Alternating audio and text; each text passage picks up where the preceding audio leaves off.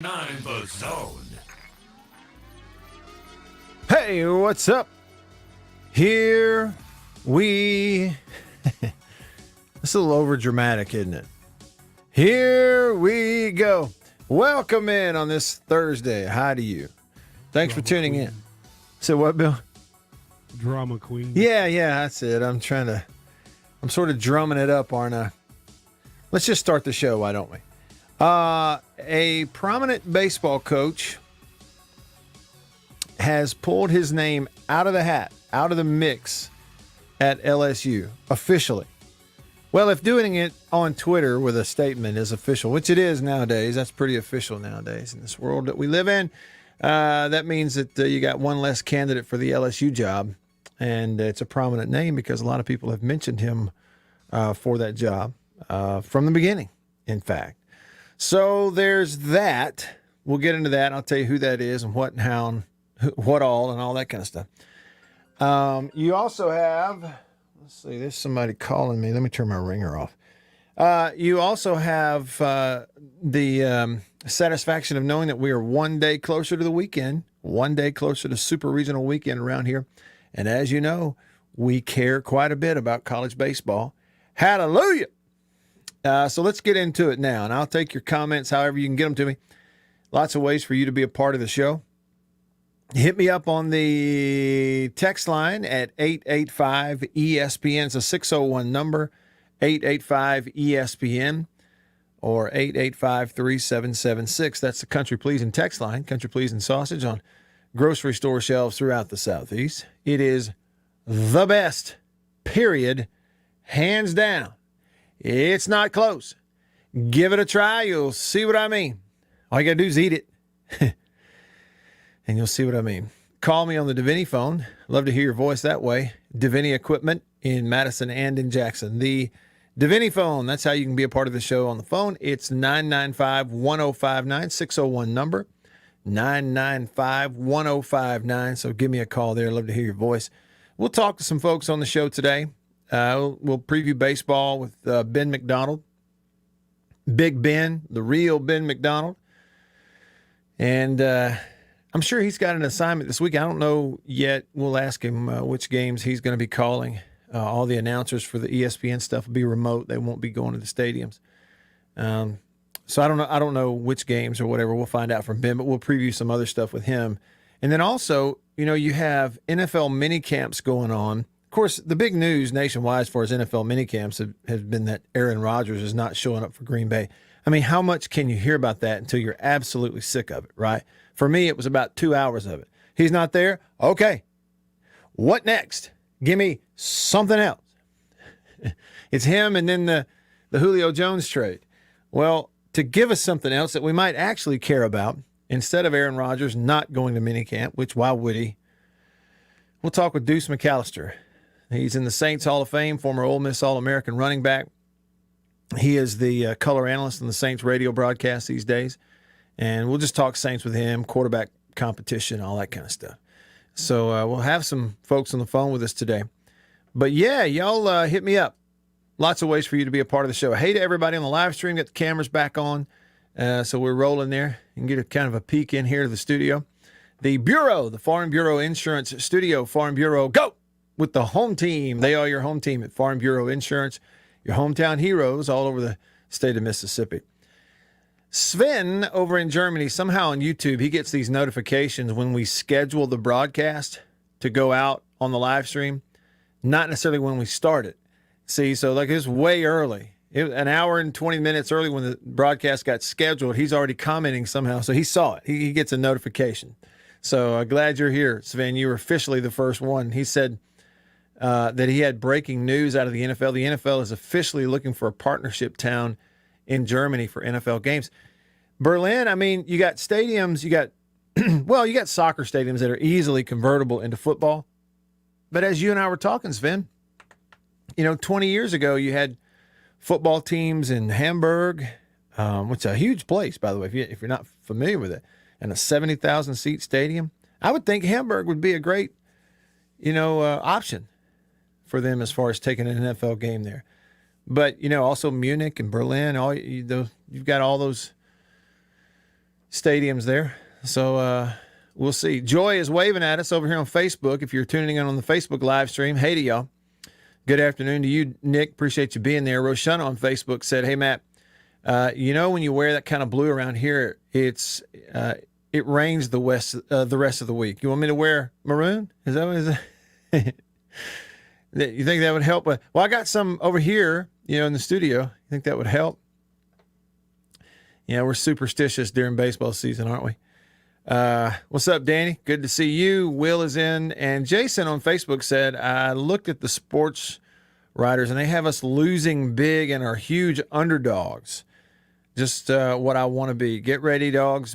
Bite the Irish. Well, help me out there. I don't know, Jason, who you're looking at or who has made those predictions. So I'd be curious to see if you've got some, if somebody has posted or published some predictions for the super regional weekends for State and Ole Miss.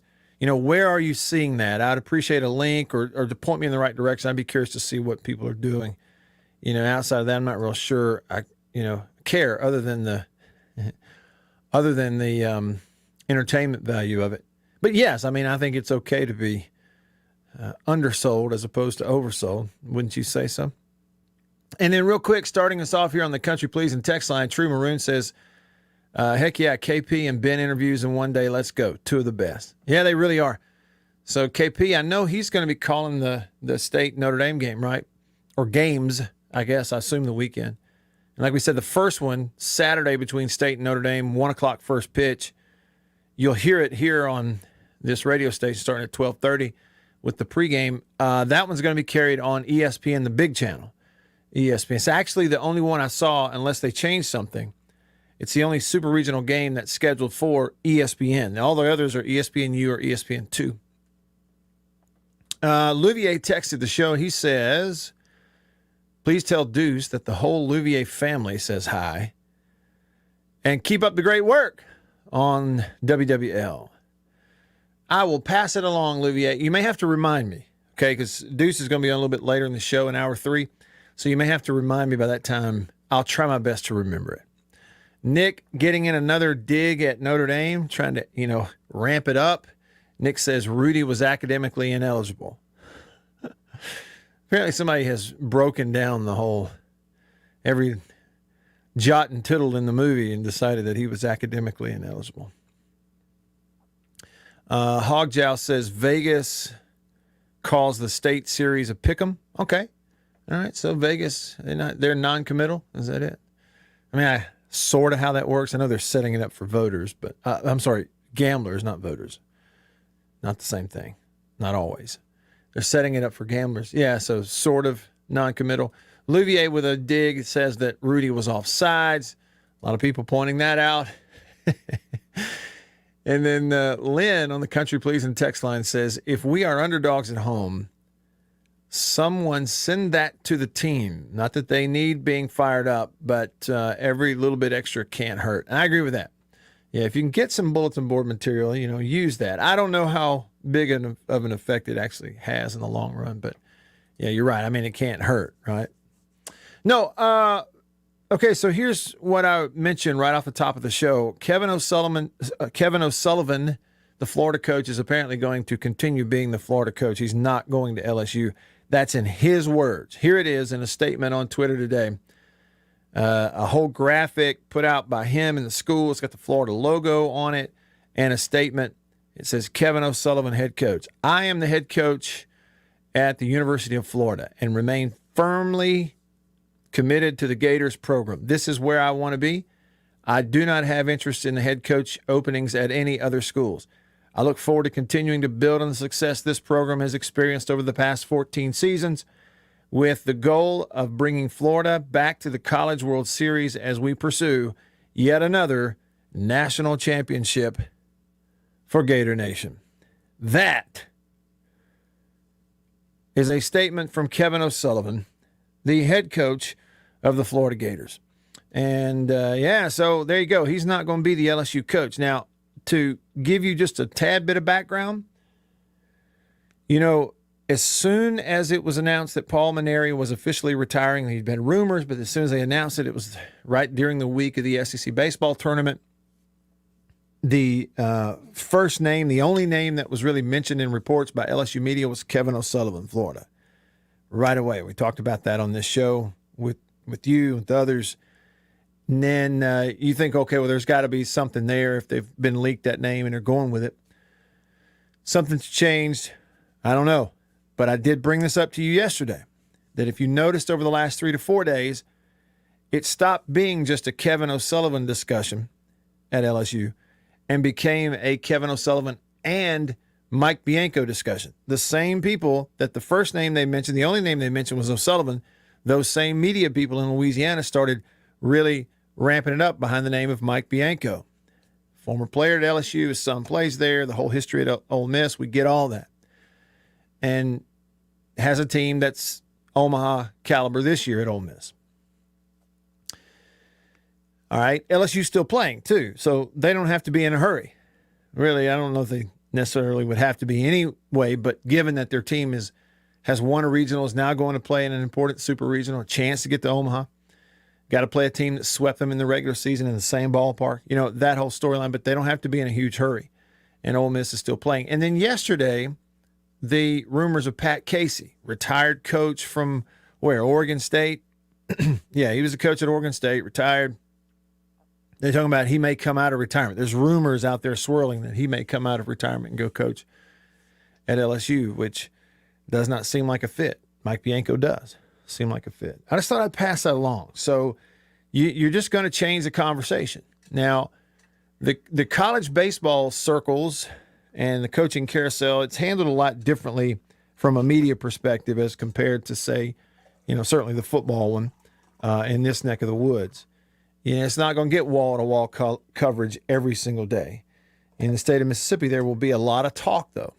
And, to this point, I do think it's justified. I mean, you would have to, like I told you when LSU came open, I said it's really a matter of, does Mike Bianco want to pursue that job or not? Because if Mike Bianco wanted to pursue the LSU job, he can get an interview right now.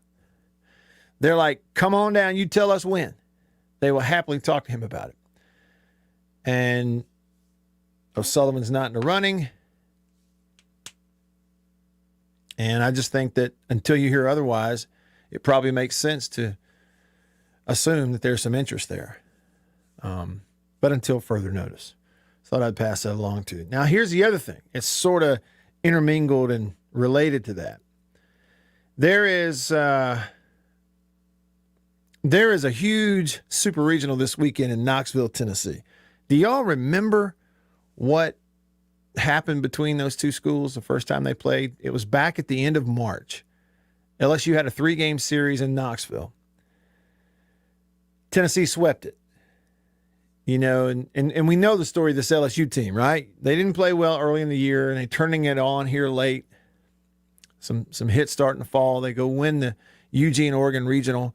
It's on to super regional. They're 2 wins away from Omaha, but they got to go through Tennessee and Knoxville this weekend, who they're a national seed. They're very, very good. They've proven that throughout the year and have seemed sort of destined under Tony Vitello to get them to Omaha this year. But it's LSU, and there's some magic in the possum. There's some rally in that possum. If you have kept up with LSU, you know what I mean.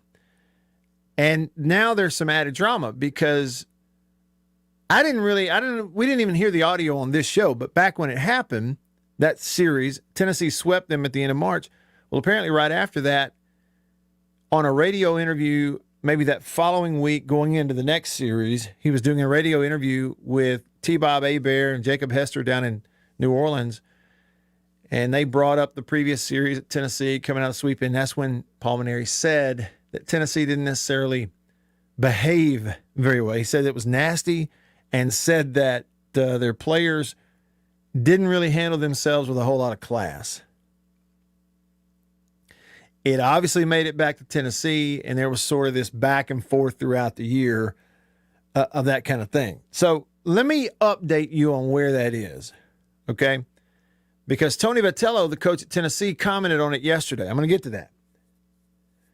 First, though, let's go back to what Mainieri said.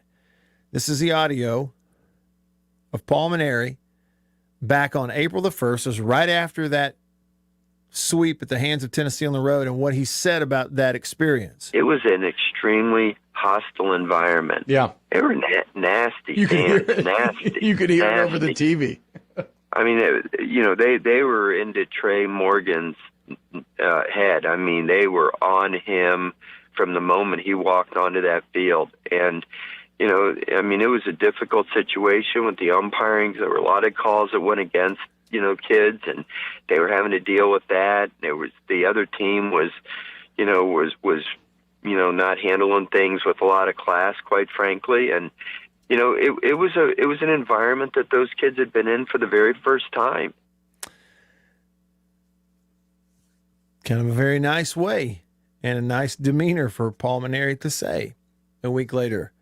They didn't handle themselves with a whole lot of class at Tennessee. I mean, he's basically referencing their players. So yesterday, a sports reporter anchor at a television station in Knoxville did an interview with Tony Vitello, brought that up since you were about to have the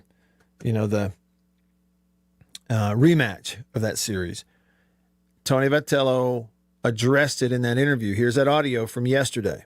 About this coming weekend, if it's anything like last weekend, make it that. So if you want to call that nasty, make it that. But I think what we got going on is our fans are trying to compete with what goes on at Baum Stadium or Alex Box Stadium or down in Starkville.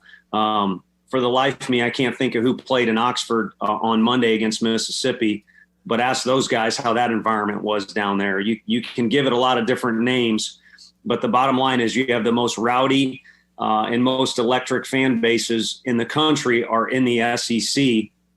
And our kids weren't able to play in front of that the first year and a half here.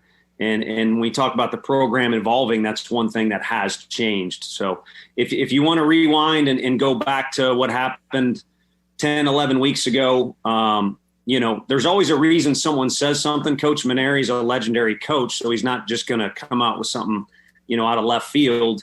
You have a smaller crowd, so you can hear exact words people are saying with those smaller COVID crowds. And you had a group of 5 or 6 guys that probably had some pops in them. All over Trey Morgan at first base.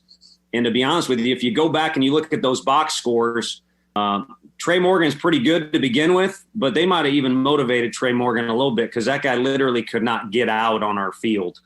And then in referencing, our players as far as being classy, I think our guys have done a lot in the community to show that they've got class. The particular instance that went on there is the Tennessee resident that's on their roster, and about 3 or 4 of our guys probably had exchanged words before that moment, but there was a back and forth going on between those guys. But if you're talking about whole team, it's probably pretty evident. If you go back in time, our guys have a lot of respect for LSU and the guys they competed against that particular weekend. Okay. That's Tony Vitello. Agree, disagree, one side or the other. What do you think about that? Somebody, when I posted those sound bites back to back and a little Twitter thing where you could watch it on Twitter, you could hear what Mainieri said back in late March, early April. You could hear what Tony Vitello said yesterday. And one person, he's actually in Louisiana, commented and said, I actually don't disagree with either one of them. Now, think about that. I know that in hot take culture, which we live in now, that is so pervasive, unfortunately, it is so pervasive in media, sports media. You're supposed to take a side, right? You're supposed to scream and yell at the other side and all that. But in the real world, there's a lot of nuance. And I think that comment's okay. I kind of feel the same way too. Like it's all right for Mainieri to say it's pretty nasty as compared to other atmospheres. In fact, some of their players didn't handle it with a whole lot of class. Well, look, he can say that. It's his opinion. And it may be true. I wasn't there. Okay. Sometimes it's true that one player or players on one team or the other don't necessarily handle something with a whole lot of class. Maybe that's the case. It's possible for that to be true. And at the same time, for it to be totally true, what Tony Vitello is saying is, we're at a place where our players have never had Not only our players now, but our players for the last 2 decades or more haven't had a home atmosphere at all to speak of. We haven't had crowds. And we're trying to figure out a way to, grow and have something that pops up here where we can sort of at least try to chase down the types of fan bases and atmospheres they have at Arkansas and at State and at LSU. He mentioned those ballparks, and Ole Miss, he mentioned those ballparks. He said, so we're finally getting our people to get into it, And frankly, as he said, when you had the COVID crowds, it wasn't a completely full crowd. You could hear every word they say. So it's not like when you're in Starkville. Okay. And even in a COVID crowd, you got 8,000 people there, or Arkansas or Oxford. Even a COVID crowd gets 7,000, 8,000 people there. He's saying, no, Ed, a big, nice crowd for us, and it's 3,000 or 4,000 people. Well, you can hear every word they say right behind a dugout. Okay. So maybe that played into it. He didn't really necessarily feel like he needed to, I guess, vehemently defend whether his players had class or not. But I find it really, really interesting because, number one, that LSU team right now does not look like that LSU team from March.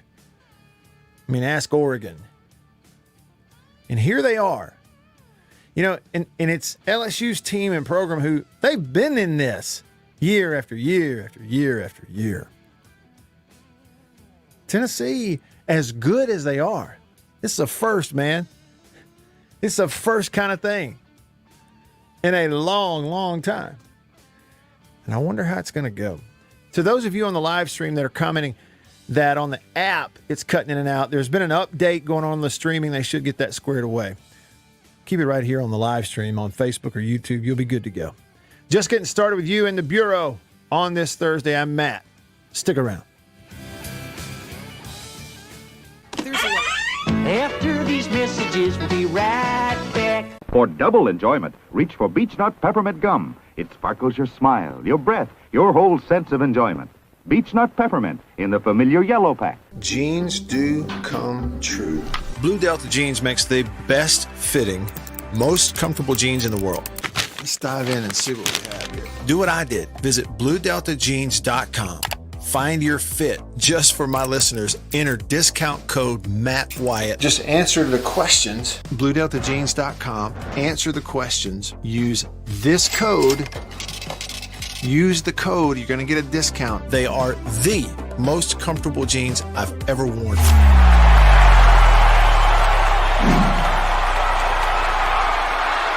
Farm Bureau Insurance stands ready to provide financial relief to our communities in this time of crisis. This includes a one-time credit to all personal auto policyholders, a donation of $500,000 to the Mississippi Food Network, and additional payment options for those hit the hardest, all while continuing to service customer claims as well. But this is the time to go above and beyond. These are a few ways we're keeping the Farm Bureau promise. To learn more, talk to your agent or visit us online. Go with the home team.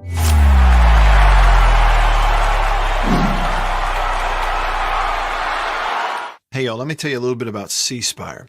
New stuff in 2021, including 5G coverage. If you go to their website right now, cspire.com, you're going to see their no bull, which, by the way, I love the Super Bowl ad with the slow motion bull. You're going to see that on the website. But look, they're right. There's been a lot of bull over the years in your wireless bill, depending on if who you were with. And my experience with C Spire is just like they say, there's no bull. I know what it's going to cost me each month. I know what my coverage is the number one coverage in Mississippi, period, the number one network. And they've got 5G phones that are 5G ready. Now, I have the new iPhone 12 Pro Max, got it at C Spire, went and did curbside at my local C Spire location and did the exchange where I traded in my old one, got the new one, and it's 5G capable. And we've got 5G coverage in parts of Mississippi, and it's just growing by the day. So you really ought to check that out, okay? And in terms of the new phones, you got deals going on those as well. Find those out at cspire.com. C Spire, customer inspired. After these messages, we'll be right back. Every farmer understands their farm can't thrive without some good partners like sun, soil, and rain. And farmers in North Mississippi also rely on another important partner, Mississippi Land Bank, because land and farm financing are Mississippi Land Bank's primary focus. We've grown alongside these farmers' crops for more than 100 years. We understand what a farmer needs, and we know the lay of the land in North Mississippi, and that's where I stand. A lot of people in the equipment world, things kind of go in trends, I guess, if you want to say it. So kind of the first big thing that we look at when we start evaluating our business is going to be our turf equipment. That's kind of the first big push, because once everything, the water dries up and the grass starts growing, this is what everybody's looking to get. We carry the new Wright stand-up mower. Doesn't look like much, but this thing is, and it costs just as much as zero turn. Not a cheap unit at all. I mean, if you go out there and look at that zero turn, this thing right here, I mean, it's got all your components from your big pumps to your commercial engine to your large steel deck. And these guys were the first ones to make the standard mower. Better buy Bird's Eye. Better buy, better buy, better buy Bird's Eye. Yes, always look for this Bird's Eye Bird, your guarantee of top quality frozen food. And your big Bird's Eye buy this week is Bird's Eye Orange. Oh, he's just taller than his hair is. Nice hair! It's the Matt Wyatt Show on 105.9 The Zone and worldwide online at The Zone, 1059.com. All right, back with you here live in the Bureau, the Farm Bureau Insurance Studio. Farm Bureau, go! With the home team. They are your home team at Farm Bureau Insurance across the great state of Mississippi. Your hometown heroes, that's your local Farm Bureau Insurance agents. Yeah, what do you think about all that? Back and forth and drama and so on and so forth and whatnot. And I don't know what all. Hey, and by the way, okay, step aside from the LSU Tennessee thing real quick. Coming back to it just real quick.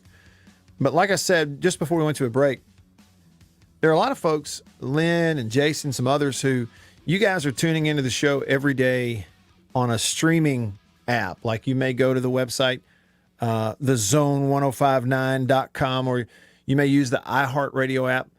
Well, I use that myself when I listen to, like, if I'm out and about driving, whatever I'm doing stuff, or I'm mowing grass, I listen to Bo in the morning or Chris or, and Beav on the gridiron or Jake in the afternoons. A lot of times I'll pull it up either on the website, on my phone, or I have the iHeartRadio app on there. I've also got the radio.com app. In any of those, you just type in the Zone 1059, you got it, click play. You can make it a favorite. It's always right there. So the internet feed or the stream, like one of the main computers went through one of those unscheduled, inadvertent updates. And so it interrupted the stream. And you guys immediately jumped over here to the live stream on Facebook and some on YouTube. Well, you can see that's a great way too, because I'm streaming it here for you. So it's just another option for you. Okay. And if you're listening, you think, I might have a need to, watch the live stream someday, or you want to check it out. Just look me up. I'm Radio Wyatt on either of those places. You can go to YouTube. You can go to Facebook. On Twitter, I'm Radio Wyatt, and it goes out on Periscope as well, so that's still working. So y'all check it out. Periscope's still barely working. It's not the full thing. Twitter's tried to kill it, but it's still out there. You know how that goes in internet world. It's still hanging out there. But anyway, there's other ways to tune in if you can't flip your radio on, which is the best way to do it on. If you listen live in the middle of the day, 105.9 ESPN The Zone, Jackson, Central Mississippi.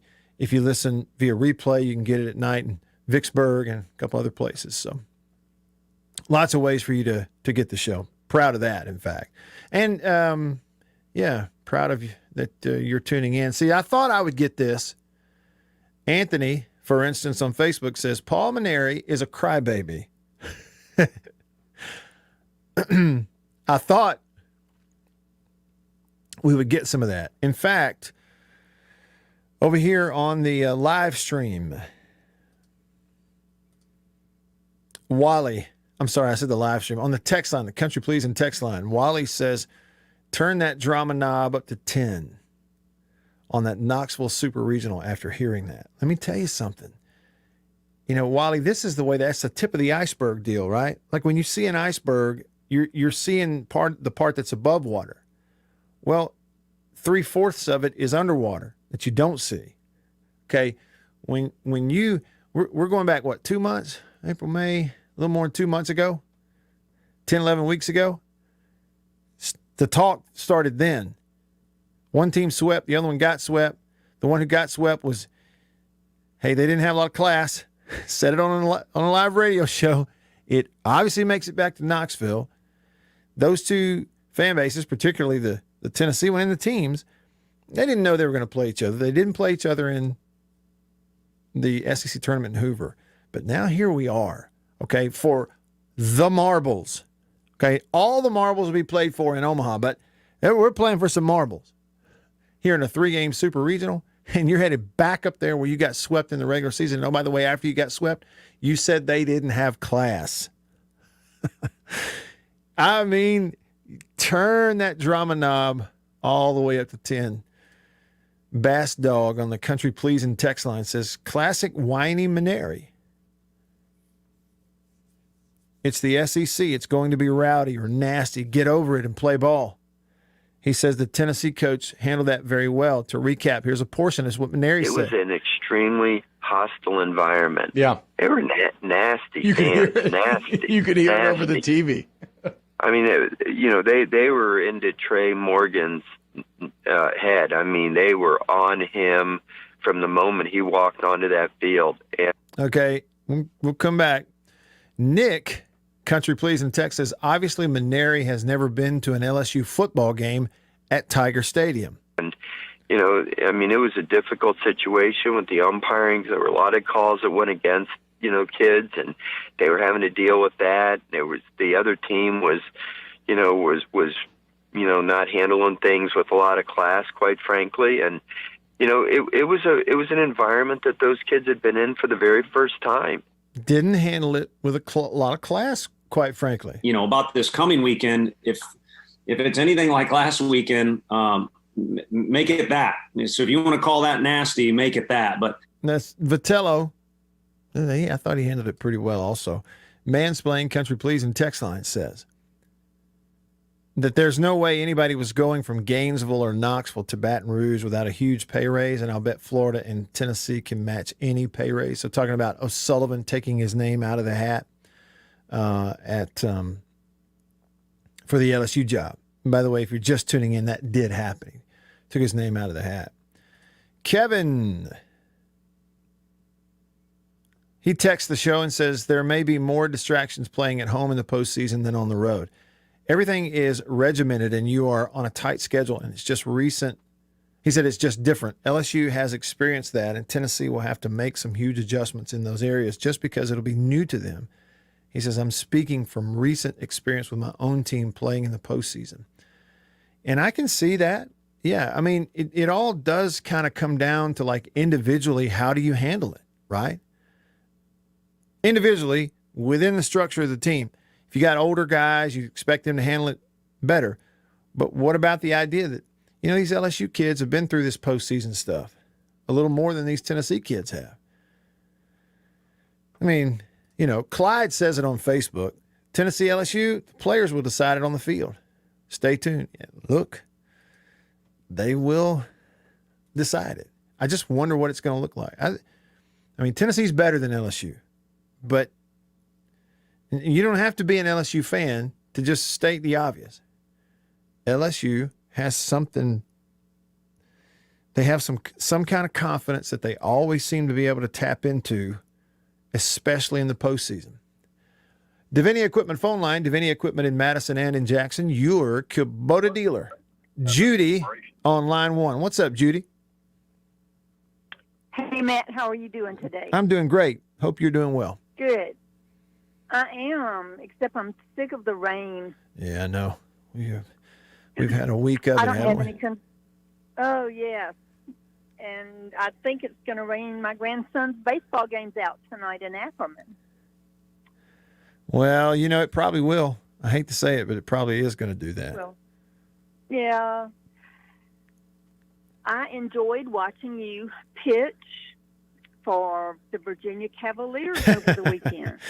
Yeah, they have a kid named Matt Wyatt, right? And he played really well. I got a lot of tweets about it. He did. That's what I was going to tell you. You did a great job of pitching. Well, thanks. Yeah, thank you. Somebody texted me something like, "Hey, I didn't know you had a kid that plays at Virginia." And I text back, "I didn't know that either," with the great big eyes emoji. Yeah, so I don't think we're related. Yeah, probably not. But you still, Matt Wyatt did a great job. Yeah, good. I hope you enjoyed. Did you get to see Dak when you were at State?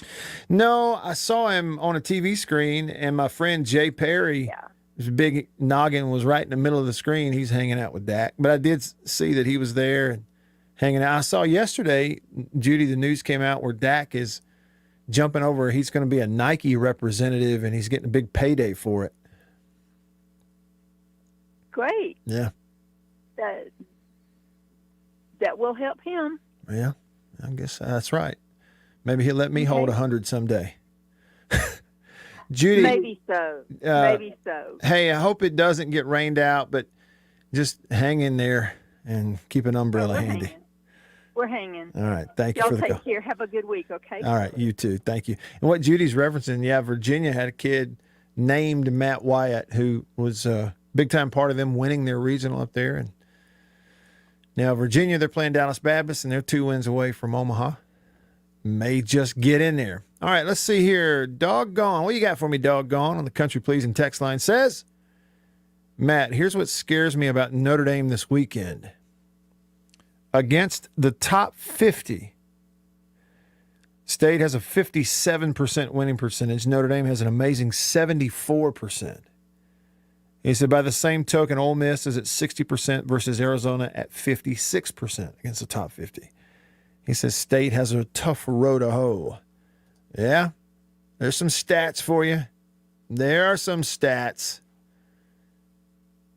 Statistics. You know what they say about them, right? They're a lot like that bikini. They'll show you a lot, but not everything. Denzel says, I may be the only one who loves the drama. Give me more baseball coaches going at each other. I wish coaches in the other big sports would do the same. It just means more. I'm okay with it too. Yeah, because it doesn't really, look, even the worst quote unquote benches clearing brawl in baseball really never turns into a whole lot. It ain't like hockey. Nobody's getting their teeth knocked out. It's not that bad. I agree with that. Give me more of that. A little drama. Hey, we'll do football next. A countdown of 100 teams in 100 days. Team number 86. Who is it? Who is it? We'll find out next. I'm Matt in the Bureau. Stick around.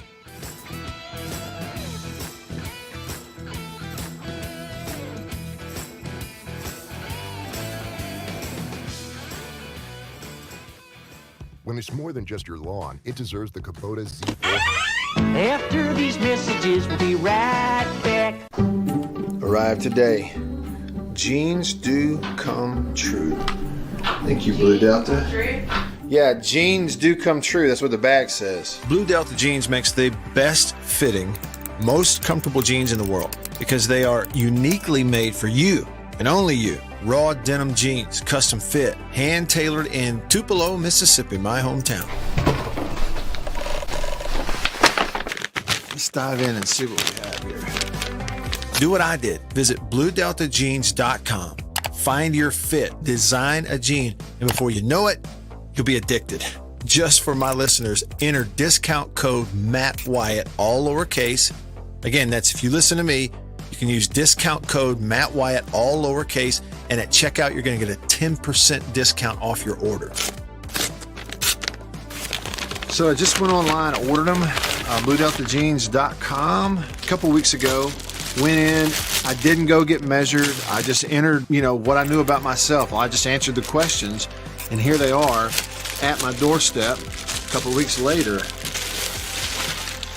Nice. Yeah, Blue Delta. I'm happy. I've known the Blue Delta team for years, and I'm thrilled to have these guys on as a sponsor of this show. Blue Delta's virtual tailor is a fun and easy way to get yourself into the best fitting pair of jeans you're ever going to own. Bet you never thought you'd get a butt shot out of me, huh? How about that? Just answer the questions and they fit absolutely perfectly. They couldn't fit better. So just go online, BlueDeltaJeans.com, answer the questions. It's amazing how they do it. They will fit perfectly. You're not going to find better material and better feeling pants, period, anywhere. BlueDeltaJeans.com.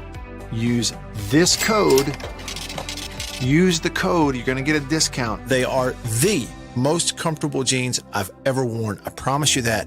And I know that you are going to love them too. Make sure you use the code. And remember, jeans do come true. After these messages, we'll be right back. Let me tell you about an ice cream can't be beat. The very best tasting you can eat. It's Meadow, Meadow, Meadow, Meadow Smooth Freeze Meadow Gold. Go to your ice cream man today and here's the word that you should say. Oh, give me Meadow, Meadow, Meadow Smooth Freeze Meadow Gold. And remember, folks, Meadow Gold is mighty good. For double enjoyment, reach for Beech Nut Peppermint Gum. It sparkles your smile, your breath, your whole sense of enjoyment. Beech Nut Peppermint in the familiar yellow pack. 6 o'clock, dinner time. Thank goodness for Jello instant pudding. Yes, thank goodness for Jello instant pudding. The terrific busy day dessert you can make at the very last minute.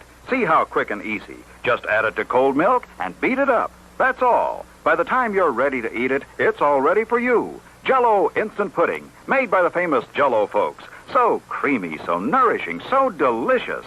No other instant pudding is quite the same. Stock your shelves with all 7 flavors. The good busy day dessert. Jello instant pudding.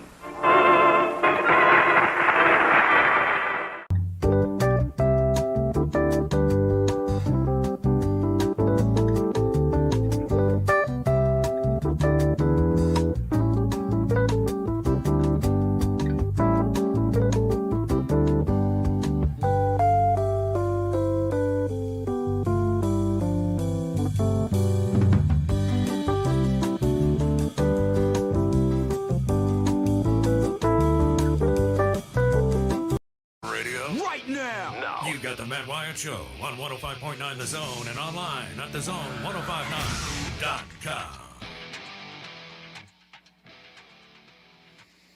All right, back with you, rolling along here in the Bureau, the Farm Bureau Insurance Studio. Farm Bureau, go! With the home team. They are your home team at Farm Bureau. Staying connected to you because of C-Spire, the #1 network in Mississippi. C-Spire, customer inspired. Check them out, cspire.com. I mentioned this earlier this week. I got an email from C-Spire on, they have some deals going on Apple Watches. Now, I don't have one, but I see a lot of people that have the Apple Watch, and they're able to just kind of check things every now and then, you know, like get a text message on their watch without having to pull their phone out. And some people like that. And if that's you, if you've been wanting to get one, they've got some deals going on Apple Watches right now at C-Spire. Discount, save you some money. Check it out, cspire.com. NFL preseason football schedule is out, so we know who's going to play. Now it's just preseason, 3 games for everybody, except I guess 1 or 2 teams are playing 4, right? Because you get the Hall of Fame. No, everybody's playing 3. Everybody's playing 3 preseason games, as opposed to the 4 we've had in the past. I like that. So we're going to know who, Saints are matching up with in preseason. You get to watch your rookies and all that kind of stuff. So I'll go over that with you. There's news out here. Ole Miss, one of their leading tacklers off last year's team, we knew that Jacquez Jones was going to transfer. They've announced it today. He's actually transferring to Kentucky. So there you go. If you're a State fan, you played him last year at Ole Miss, you're going to play against him this year at Kentucky. Welcome to the new landscape in college sports. You can just bounce from one school to the other, and it's never been that way before. Not really sure it's a bad thing, but it just is what it is. So there's some news to get into here and there as well. Appreciate y'all being a part of the show. If you're watching the live stream, feel free to comment. Brought up the Dak and Jordan brand. He's on the Jordan team now. It's a 5-year deal. Going to be really lucrative for him. I saw he's the only Dallas Cowboy that is a Jordan brand representative. and he's the highest paid? Currently the highest paid Jordan Brand representative after doing this deal with him. I thought that's pretty cool. So that's out there too. Sven, thanks for the heads up. All right, let's do it. Let's talk football. The countdown of 100 teams in 100 days continues. So we are 86 days today away from that first full Saturday of college football, September the 4th. Now, obviously games will happen before that, but we're counting it down to September the 4th. That's 86 days from today. Team number 86 on the countdown is...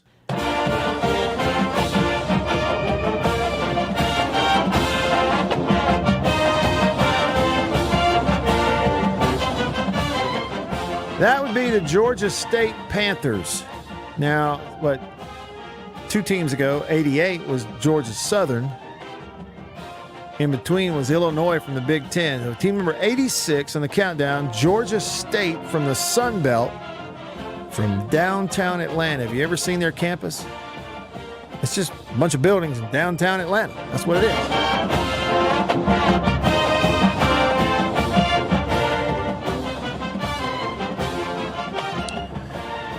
Not a bad fight song. What do you think about their fight song? Anybody out there know anything about Georgia State?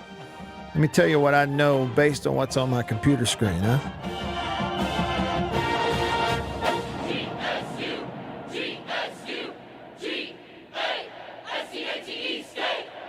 What did they say?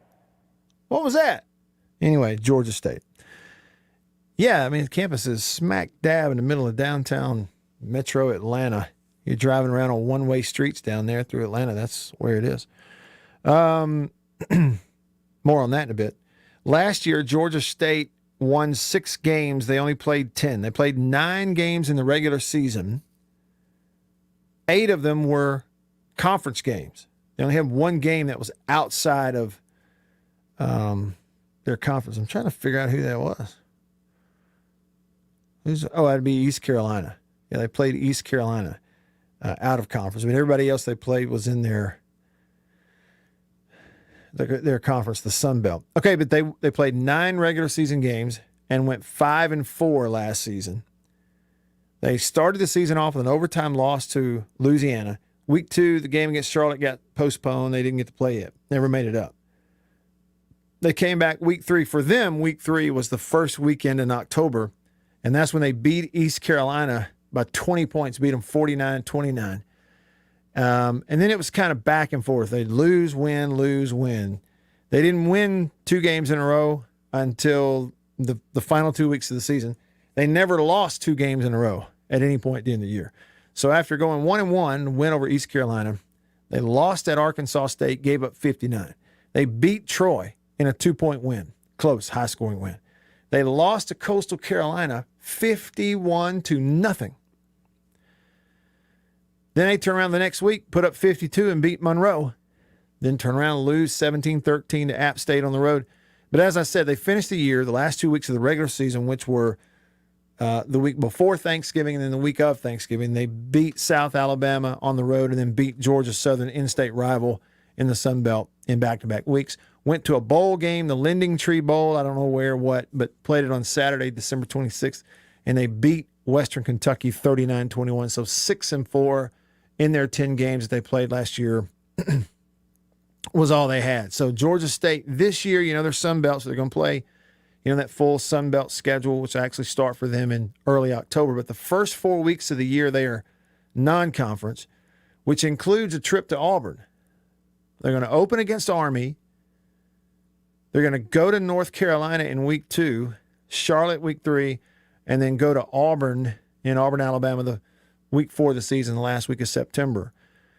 Georgia State, not bad. You'll remember they went and opened in, let's see, was it 2019?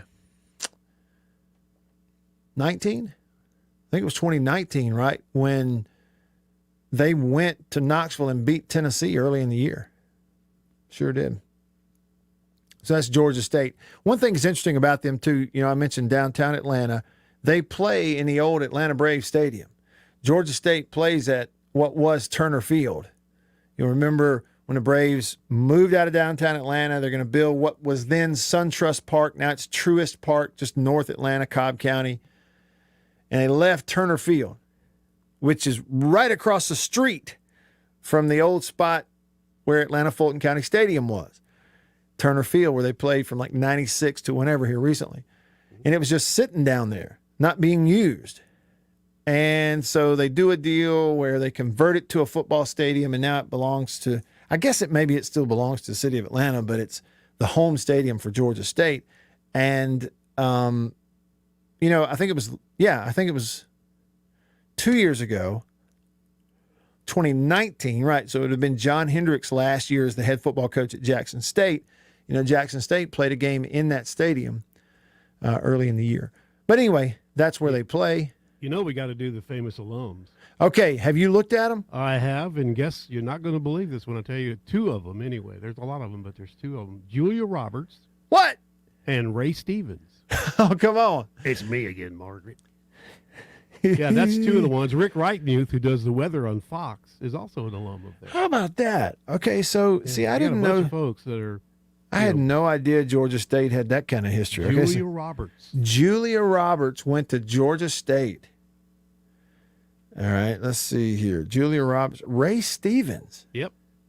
Mississippi Squirrel. The Mississippi Squirrel. The, like as you said, the streak? Again, Margaret. Yeah, with the streak. The streak is his famous one. Very famous one. Along came Jones. You had Ahab, the Arab. Oh, yeah. That one about the... Royal Order of the Shriners. The Shriners thing, that is funny. Yeah. Where the guy took the motorcycle up on the diving board. Yeah. Coy! Louis Giglio, author. He's on there. Yeah. Went to Georgia State.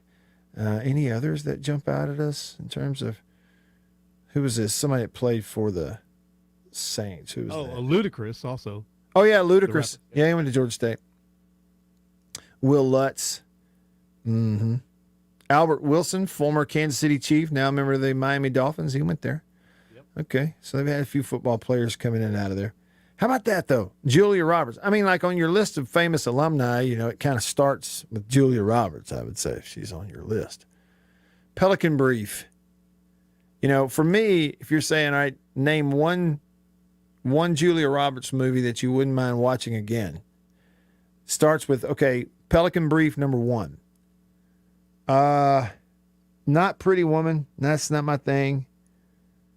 Which one? Is it Steel Magnolias, the one she was in? Yeah, she was in that where she played the sick girl. Yeah. Along with Dolly Parton. It's a great movie and all, but it's not my thing. She did a movie called Sleeping with the Enemy, too, I think. See, I don't think I ever saw that one. Yeah, she had an abusive husband. Okay, she was... played a prominent role in the Oceans movies. Mm-hmm. Oceans 11, 12, 13. So I'm all for those. For me, movies she's in, that's it. Oceans 11, Oceans 12, Oceans 13. Give me those. And Pelican Brief, and now we're talking. Never knew she went to Georgia State. I didn't either. It's the first I've heard of it. As they say on the internet nowadays, Bill, I was today years old.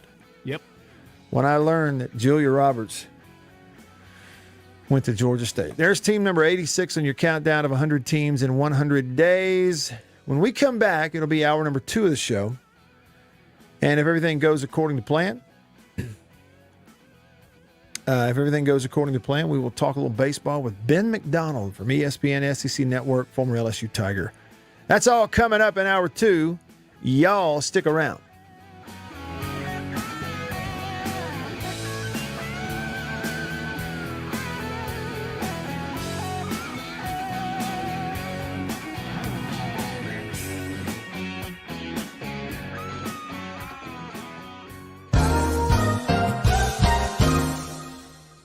Farm Bureau Insurance stands ready to provide financial relief to our communities in this time of crisis. This includes a one-time credit to all personal auto policyholders, a donation of $500,000 to the Mississippi Food Network, and additional payment options for those hit the hardest, all while continuing to service customer claims as well. But this is the time to go above and beyond. These are a few ways we're keeping the Farm Bureau promise. To learn more, talk to your agent or visit us online. Go with the home team. After these messages, we'll be right back.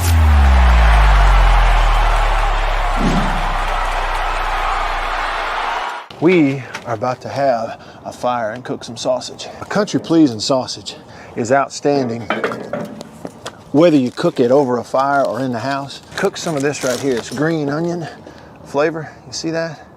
But this right here is my favorite, the maple flavor.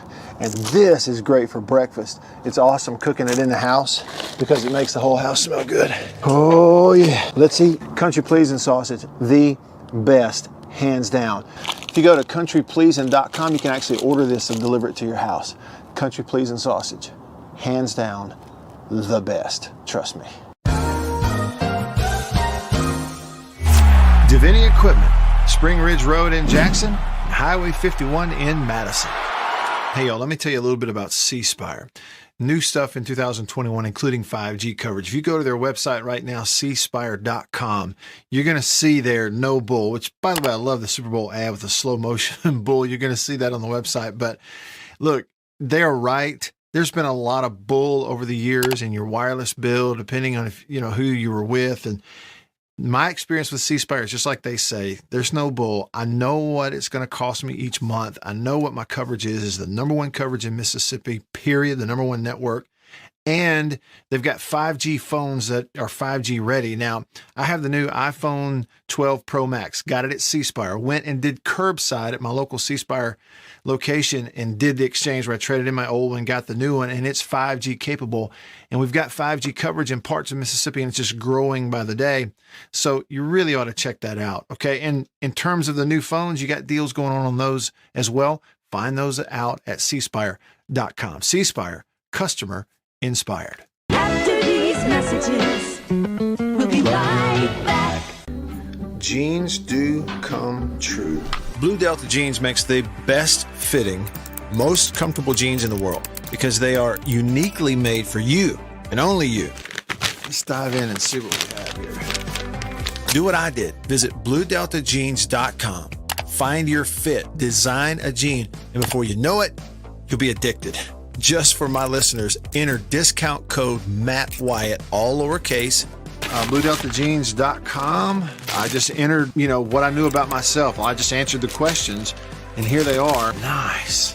Yeah, Blue Delta. Just answered the questions, and they fit absolutely perfectly. They couldn't fit better. So just go online, BlueDeltaJeans.com, answer the questions, use this code.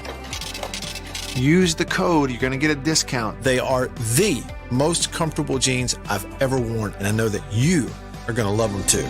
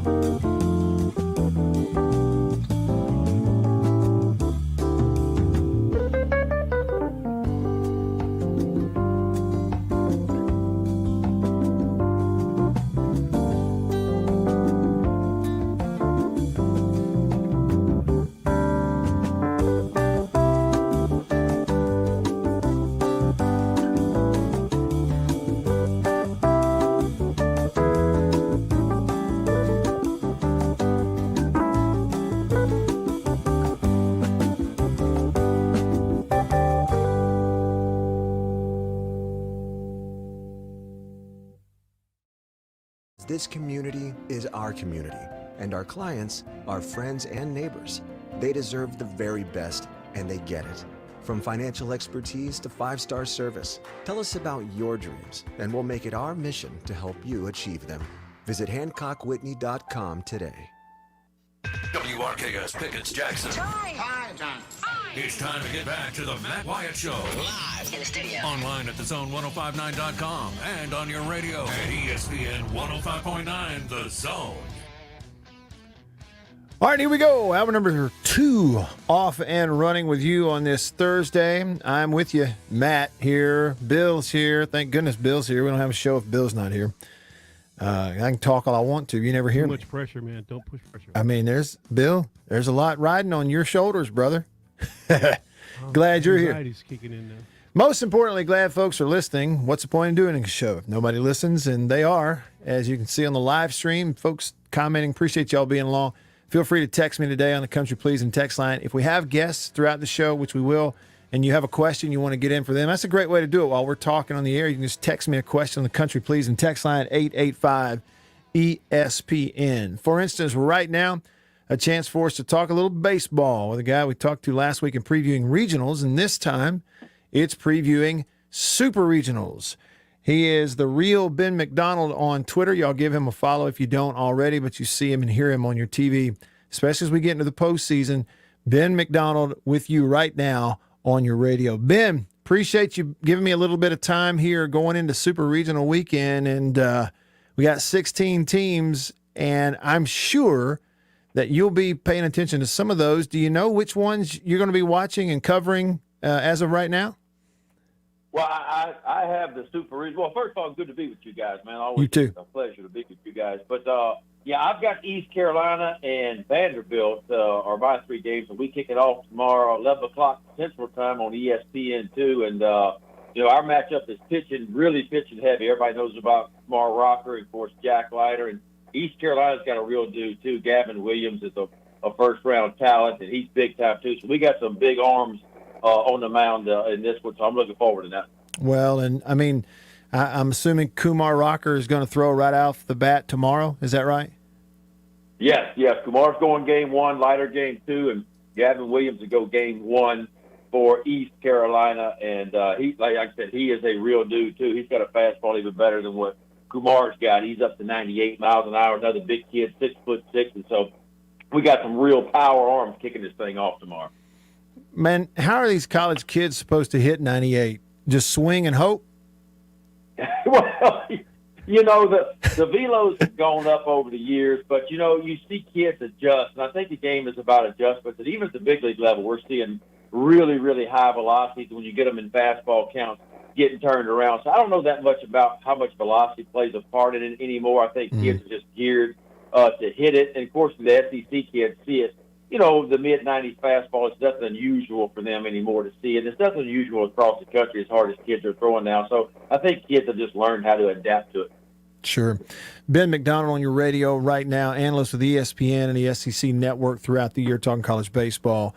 Ben, I want to, real quick with you, you watched LSU all last weekend out in Eugene, and they won that regional. And I don't know how to describe it. Earlier, I was only halfway kidding when I said there's just some magic in that possum or something that they seem to find. What is it? They've got confidence this time of year, don't they?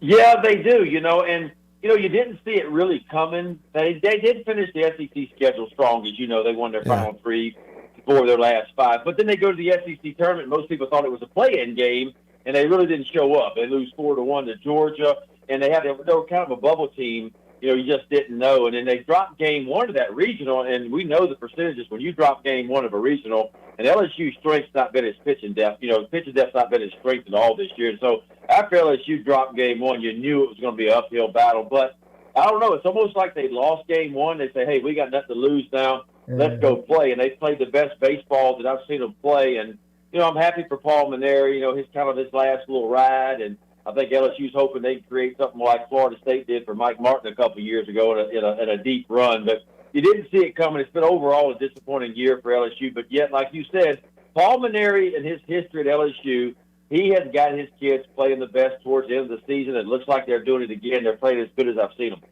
Do they have the pitching to beat Tennessee in Knoxville? That's a great question. On paper, I would tell you no. And, that ballpark over there is not a very fair ballpark. I mean, that ball, I think they hit more home runs in that region than they did anywhere else. And if it gets in the air, over in Tennessee, you hold your breath because it may go out of the ballpark. So I think it's going to be high scoring. But having said that, they did have some kids step up. Landon Marceau, I don't know if he's going to be ready to start game one or not because he had to come in and finish that last game off against Oregon. So I have not heard what the rotation is going to be like for LSU. But I do know this. They're going to have to score some runs because that Tennessee team, you're just not going to shut them out, especially at home in that ballpark. I have the feeling that's going to be some high-scoring games over there in Tennessee. Yeah, and a little drama mixed in there as well. Ben McDonald on your radio right now. We're talking super regionals. Okay, first up for us here in the Magnolia State, Ben, is Ole Miss is all the way out there at Arizona. What are your overall thoughts when you've kind of taken a peek at that matchup, Rebels versus Wildcats?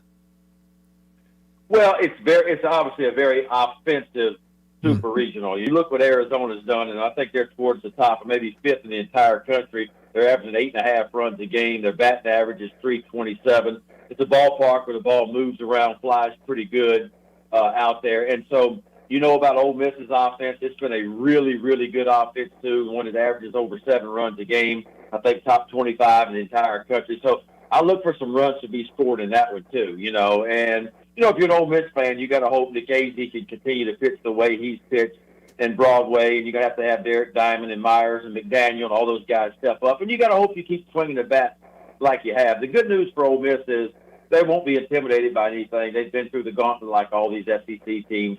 I think it's a pretty favorable matchup because when I look at Arizona's pitching staff, while the ERA is 4.34, that's not good. And it's not great, but again, it is a pitcher's ballpark or a hitter's ballpark. But I don't see any dominant arms on the mound. I mean, anybody can beat you this time of the year, but, I'm looking at Garrett, their number one guy. He's got 71 strikeouts and 84 innings pitched.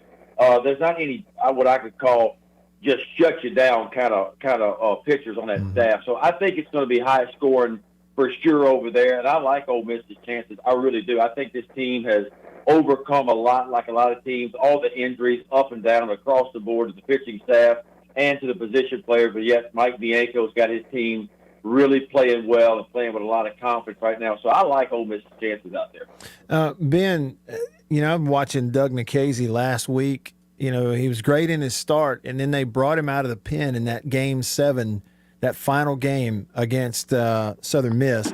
Bases are loaded, and he gets them out of it. Now, he gave up a couple of home runs when he came back out the next inning, but by killing that bases loaded threat, I felt like that's what won the ball game for Ole Miss and effectively won the regional. And I came away from it thinking, is there another player out there, the single guy, that is more important to their team than Nikhazy is to Ole Miss?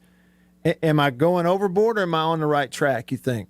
No, I think you're on the right track just because you lose Gunnar Hoagland. Now, if you still had Hoagland in the mix, I would say, okay, well, there's a question. You can refute that a little bit. But the fact that when Hoagland went down, what Nikhazy did, obviously at his start, I think he struck out 14 or 16 it might have been. That was just crazy. I was keeping up with it while we were doing our stuff. But what he did there, and you're right, the game was won for Ole Miss when he came in with the bases loaded and got out of it. And so he's been a rock star throughout his career. He's a gamer. He's one of the biggest gamers we've seen come through the SEC. And don't forget, him taking a little bit of time off with the injury that he had. He may be a little bit fresher than most guys right now, because this time of year, these starters have accumulated a lot of pitches and a lot of innings. Sometimes the stuff is just not the same down the stretch. And the fact that he set out a little bit might be a little bit of a blessing in disguise right now, that he may be a little fresher than most. You have to see how he reacts after coming in relief, it would be his side day, and having to come in there and get it for a few innings for Ole Miss. But all in all, look, this guy, and again, from an offensive standpoint, let's not forget Tim Elko. I mean, I just marvel at this guy and what he has done on one ACL. To me, it's probably the greatest college story this year with Elko. Because for me, he was the SEC player of the year before he got hurt. I really felt I had picked him before the season began. I think he's the best hitter in the league. And I love his story about sitting out, not getting to play a whole lot, sticking it out, and then becoming a superstar, and now getting injured. You sit out a month and you come back. Y'all don't know what he's done. It's just been fun to watch. It's what college baseball is all about. No question about it. Ben McDonald on your radio right now. Ben, if you were coaching against Ole Miss, would you pitch to Elko? No, absolutely not. I would never pitch to that. I mean, look, when you go through the scouting report as a starting pitcher to catcher before every game, and of course Ole Miss will do that. You'll always say there's one guy in a lineup that's not going to beat us. This guy is not going to beat us. So when you get a chance to pitch around Elko, I think you pitch around him. The good news is that, Kevin Graham has been outstanding. Yeah. Gonzalez has been outstanding. You can pitch around him, but you got to face the madness at some point, And this Ole Miss offense just continues to score. They continue to feed up runs. It seems like it's a different guy, whether it's Hayden Dunhurst or whoever it is. It's a different star in there every night for Ole Miss. But to answer your question, absolutely not. I would never pitch to Tim Elko unless I had to. And that's funny, like every time he hits one out, opposing fans immediately go, why did they pitch to him? And you always ask those questions. That competitive spirit gets going, and sometimes it gets better. Well, in the back of your mind as a coach, you go, okay, this guy's got a torn ACL. Yeah. There's no way that he's really that good. Can he really perform like that? Can he really hit? And then in the back of your mind goes, well, no way. Let's pitch to him because he's got one ACL, but yet he keeps doing it. So at some point you got to say, okay, one ACL or not, or two or whatever he's got, we're not going to pitch to him. Yeah, I agree. Ben, we were talking here on the show just a little bit ago. Some folks sent me some different numbers, some stats, comparing Mississippi State and Notre Dame. One of those stats was Notre Dame against top 50. Even though they haven't played as many games, they've been really good against the top 50, maybe better than State has. And I'm sort of bringing up the fact that stats are a lot like a bikini. They show you a lot, but not everything. Okay, so when you look at Notre Dame coming in there, they can score and they can defend. They haven't played as much. They don't play in the SEC, and they have to go to the dude. How does that one shake out? What do you see? Well, when you play at the dude, it's a different environment, and not every team can adapt to that. And, of course, the ACC teams are not used to playing in that kind of environment. Notre Dame's a good team, there's no doubt. They can score. I think, is it Nico Cavadas, I think, is their guy? And, look, the last I looked, he had like a third of their home runs. The dude had like 21 homers and 62. Think about not pitching to a guy, right? I mean, that would be the guy on Notre Dame because, the rest of them are pretty good, but they're not really that offensive past him. Now, they do some other things. They can steal some bases. I think they got 65 or 70 stolen bases. They can pitch it a little bit, too.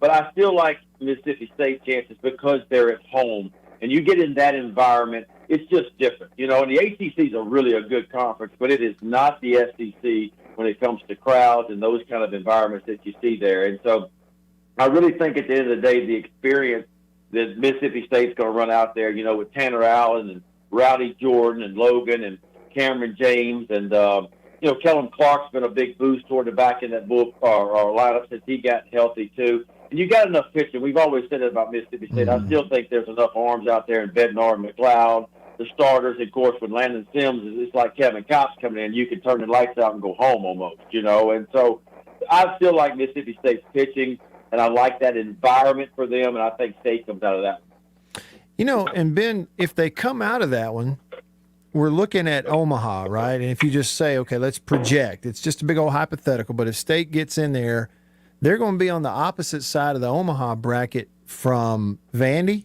from Arkansas, and from Ole Miss. So if McLeod, the light bulb comes on at the right time, Cameron James batting third in the lineup, he just was the MVP of the regional. If he's coming alive at the right time, State can actually go pretty deep over there, I think, if they get into Omaha. What do you think? Oh, no doubt. I mean, when the season began, we knew Mississippi State had all the pitching they needed. It was a deep staff. The question would be, okay, can this offense match some of that pitching? Can they go out and can they score enough runs? That was always the question for me for Mississippi State. And with the offense starting to click at the right time, they can go deep. The bad news is I think they would match up with Texas if Texas came through. And Texas, of course, got that big right-hander in Ty Madden, who is a first-rounder over there. So it'd be a hell of a game, one, with some big-time dudes on the mound. It'd be fun to watch. But I do like State's chances, and I just think that the being at home and that offense that seems to be playing better, because we can always say, we can project teams, and like you said, the stats really don't mean a whole. It gives us something to talk about right now, but we all know these teams are so close, especially when you get to Supers and you get to Omaha. It's always a team that plays the best, right? It's not so much the best team. It's a team that plays the best that ends up winning this thing, and then you want to be peaking at the right time. It seems like Mississippi State's offense is really playing and hitting as well as they have all year. Sure. Ben McDonald on your radio right now. He's Real Ben McDonald on Twitter. You ought to give him a follow if you don't already, especially if you're a college baseball fan, and especially this time of year. I want to go back where we started. Ben, you're going to be calling that Vandy series, and, it's interesting how it works. Like, you get to this time of the year, it seems like we talk about Arkansas, we talk a lot about Ole Miss and State here, and I had this thought today, I wonder if I'm forgetting that, hey, listen, all Vandy's got to do is get in that final series in Omaha, and whoever it is on the other side's got to face Rocker and then Leiter. Are they more of a favorite to win it all than we're even maybe giving them credit for? If you talk pitching, look, it's a complete team when you look at Vanderbilt. Look, they can score runs, and Enrique Bradfield Jr. at the top is an igniter. Leads the nation in stolen bases, hitting 359, but they can score runs, and so I really like their offense, yes. But the key to beating Vanderbilt is you got to either knock off Kumar or you got to knock off Leiter, right? Mm-hmm. If you knock off one of those two guys in a 3-game series, you can beat them because their third guy hasn't been great. He's been okay, but it's been kind of between Patrick Riley and the 17-year-old Christian Little, But if you somehow can beat one of those two guys, I think you got a real shot at knocking them off. But again, Vandy's at home too. They've got some experience. They're a defending national champion, and it's a deep lineup for me, And so, I wouldn't count against Vanderbilt. I never would, because if pitching is the most important thing, they seem to have the two dudes at the top that are both going to be, potentially first 5 or 6 picks in the first round. Ben, not at all with the intent to paint you in a corner on the LSU job or anything like that, because I know all this is fresh and you're watching these teams getting ready for Vandy. I just saw the news a little bit ago on Twitter where Kevin O'Sullivan at Florida is saying, "Hey, I'm not a candidate. I'm staying at Florida."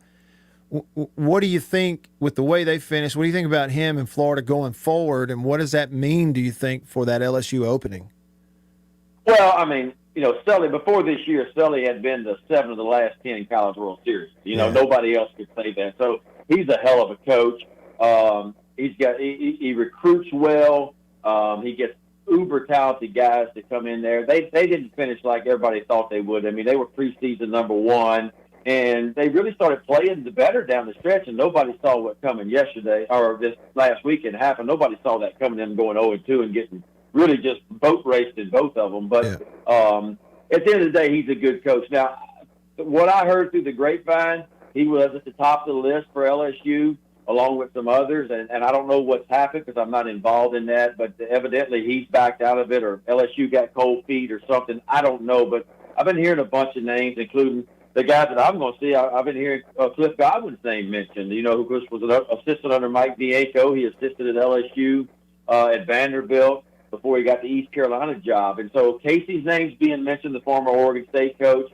I've heard Mike Bianco's name being mentioned. And so who knows what the rumors are true. But, Scott Woodward, the AD at LSU, he's about making splashes. All you got to do is say Tim Mulkey, and you know that. And so I think he's going to go out and try to get the most qualified guy, the best guy that he feel like fits the situation for LSU, because the coaching job at LSU is different than a lot of the others, because not only do you have to be a coach, but you got to do all the speaking engagements, and you got to go around as a politician. You got to kiss the babies and do all that kind of stuff. So it's a unique kind of job. It really is. It's a tough job with high expectations, and so it'll be interesting to see. But I have a feeling that some of the guys that they're considering are maybe guys that are still playing right now. And, of course, that slows the process down. Just to bring it up, you think Vitello at Tennessee is a candidate? I think he probably is. I have not heard his name mentioned a whole lot in this. Just kind of through the grapevine and what I've been hearing, it's been a lot about O'Sullivan. It's been Mike Bianco. It's been Cliff Godwin. It's been Casey, a former Oregon State coach. Those are the names I've been hearing a lot of. But you just don't know what's true and what's not true and what's out there. So it's interesting to see what's going to happen. But there's some big-time jobs out there. We saw some Schlossnagle goes over to A&M, and some of the guys are moving around a little bit. So there's some job openings out there. But certainly that LSU job is the one that I think everybody's looking at right now. Sure. Ben, it sure is a fun time of year, too. And, you know, I may be wrong. I think we're probably a little biased here in the state of Mississippi. But if I'm being objective, it just looks like the interest in baseball, in college baseball, that is, it gets a little bigger and a little bigger each year. I think it's growing in large part because of the TV coverage. Do you agree with that? Oh, yeah. I think the SEC network and the ACC network, there's others out there now. Our game continues to grow because all the games, you know, are streamed on, you know, even the regular season games, you can watch them on your phone or your iPad or Apple TV or whatever. And so you can see college baseball now like you've never seen it before in years past. And you can almost follow your favorite team and all the teams around the conferences. And, of course, you talk about the SEC, it's the mecca of college baseball. And it's where the biggest crowds are, the better teams, the better players, and the biggest fan base in all the countries down in the Southeast, the Southeastern Conference, you know. And so our game continues to grow. It's good to see on all the platforms that it's out there, and it's in a good place right now. I really think it's in a good, fair place right now, and it's fun to watch. It's good to see people get excited. Of course, in the state of Mississippi, y'all got the best of everything over there. I mean, you got unbelievable facilities.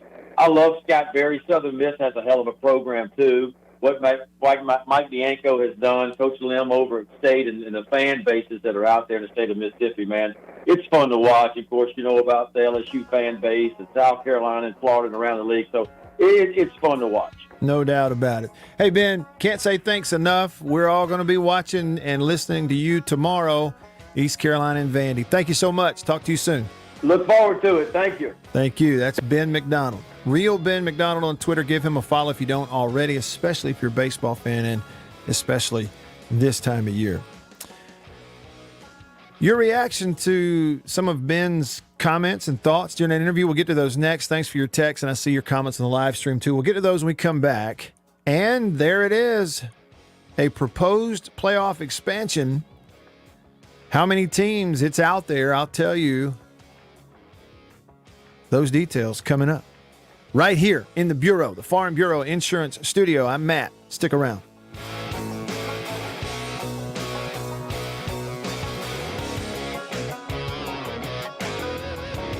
When it's more than After these messages, we'll be right back.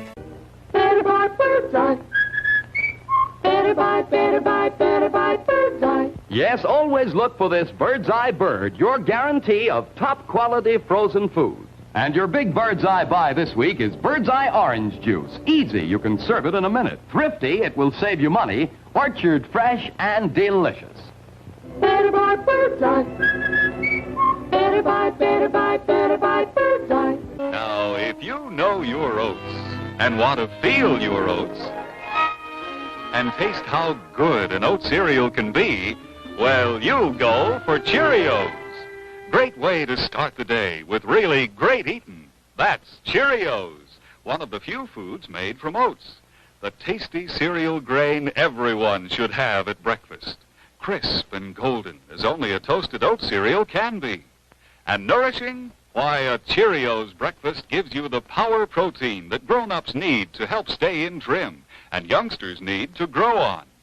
Toasted oat goodness, toasted oat flavor, a delicious power breakfast. That's Cheerios.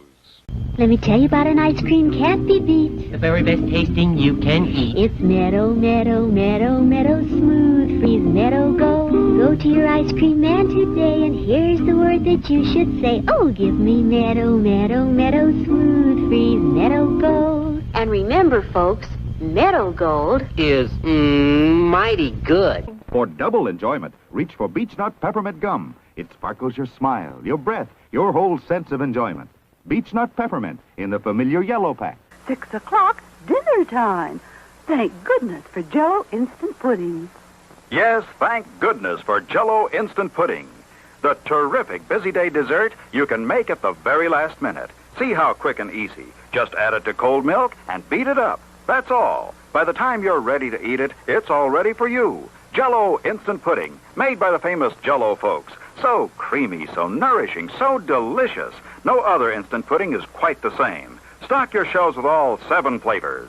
The good busy day dessert, Jello Instant Pudding.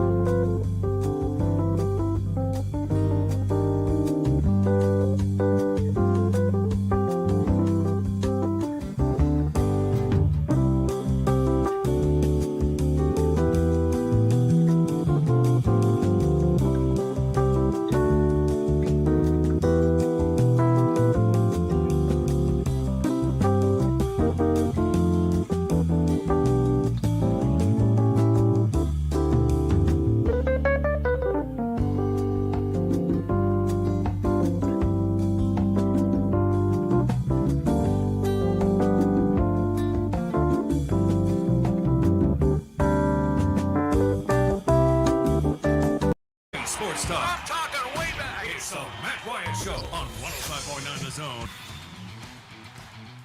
All right, back with you. What do you think? Appreciate y'all tuning in. Hope you enjoyed the Ben McDonald conversation covering kind of the gamut in college baseball. And as you heard, he will be on the call tomorrow for Game 1, East Carolina versus Vanderbilt. That's Super Regional in Nashville. And that's an early one, right? Yeah, it sure is. See, so that one will actually be on and in the thick of it right during the time that we're on the air here together. So you and I can keep up with it together. What I tell you, I couldn't do that. I couldn't live stream it with it on the TV back here, could I? I could keep an eye on it in a live stream. Would that be illegal? You would only see about half of it. Be out of focus. One way to find out. We'll track it anyway, and he'll be on tomorrow as they're going to throw out first pitch 11 a.m. Central, noon Eastern. That's the first game of any of the Super Regionals. And then this is Friday, so tomorrow, this will be Central Time. Tomorrow at 11, we'll start East Carolina Vanderbilt. Tomorrow at 2, it'll be Game 1 Stanford Texas Tech. Then at 5 tomorrow evening, NC State versus Arkansas. And then at 8 o'clock tomorrow night, it'll be Ole Miss in Arizona. So those are the regionals that start tomorrow. All the others start on Saturday, including Starkville. Again, the game times on Saturday for these are game ones, and the others will be playing on Saturday too. But the game ones on Saturday, 1 o'clock on ESPN. It'll be Notre Dame, Mississippi State.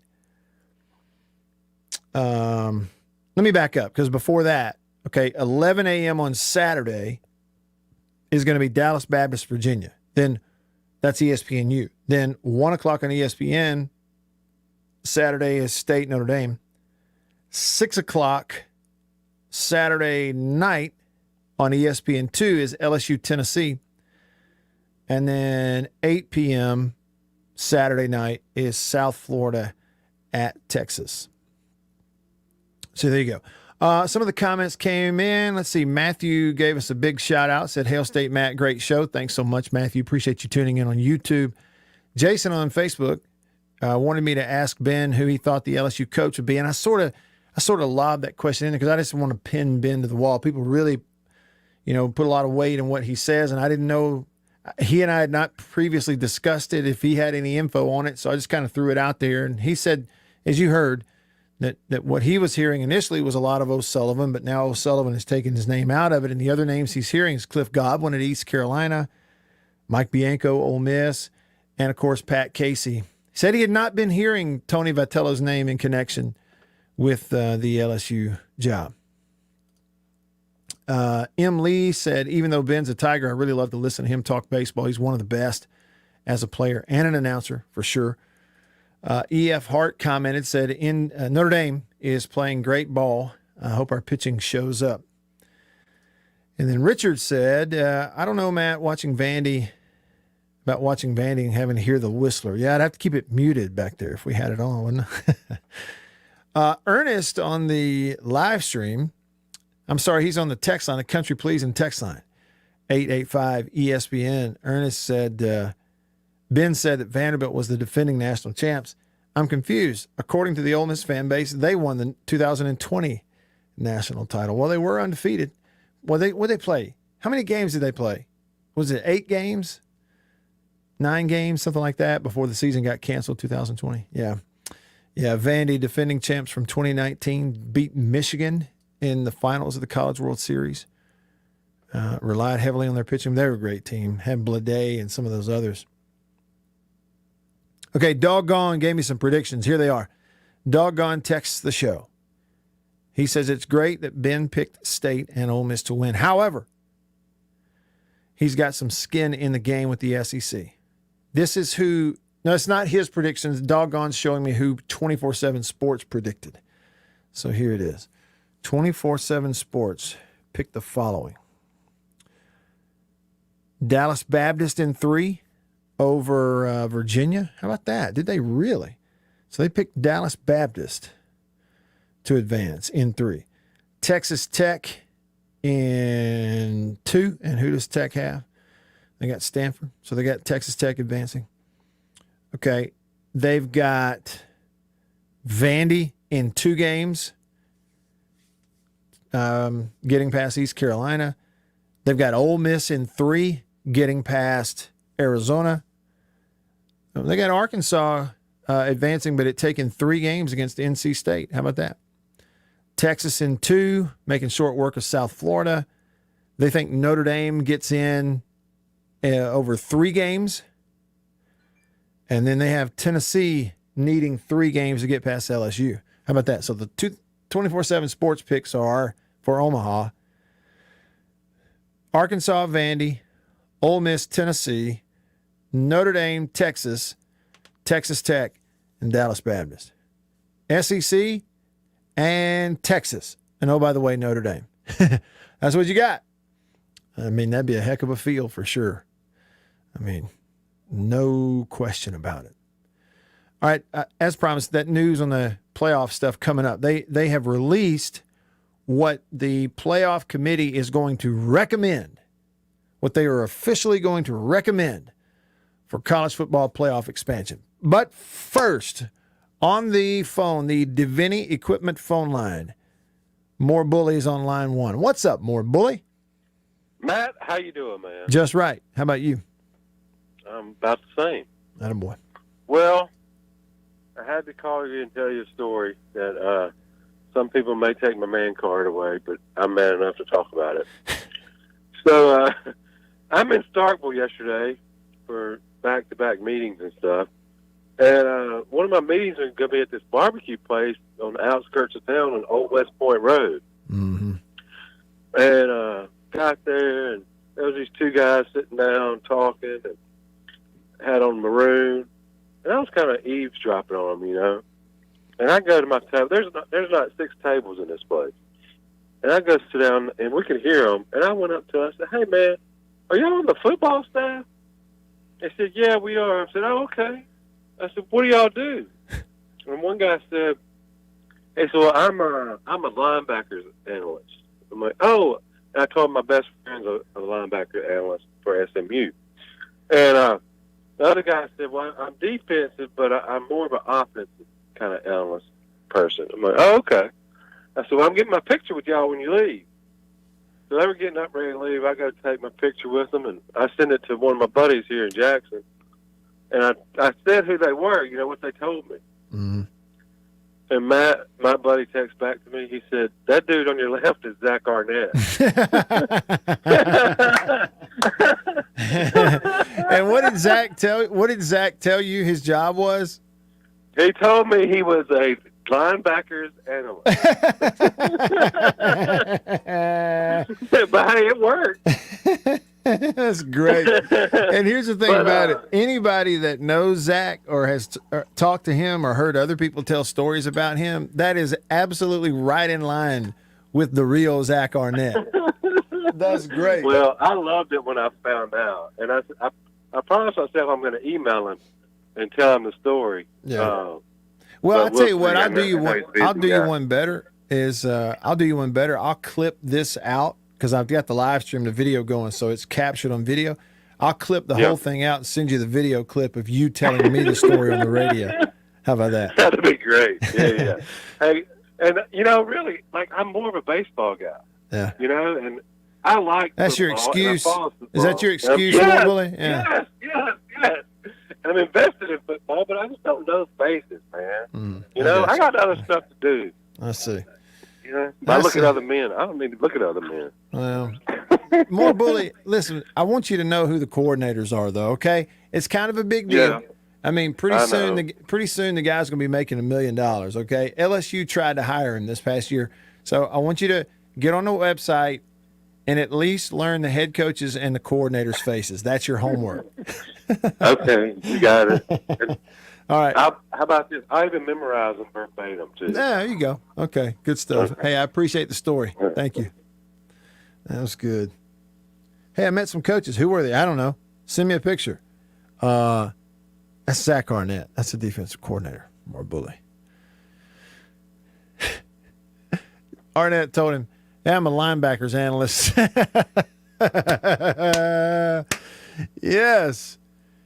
If you ever wanted to know,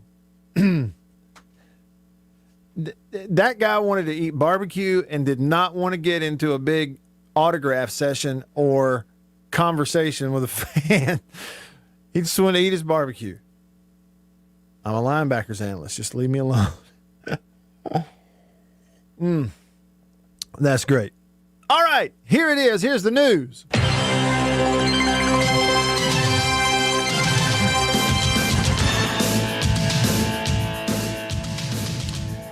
The recommendation from the College Football Playoffs Working Group will reportedly be a 12-team model, which will include the 6 highest-ranked conference champions, plus 6 at-large spots.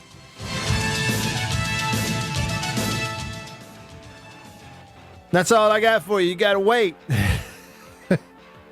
See, listen, y'all, we're on hard breaks here. That's what that means is whether I finish my sentence or not, the commercial is going to start. So hold that note. There it is. 12-team model, 6 highest-ranked conference champs, plus 6 at-large spots. That's a little different than what we talked about the other day. I'll tell you what it all means if you'll just stick around. Here with me in the Bureau, the Farm Bureau Insurance Studio. Y'all stick around. I'll be right back.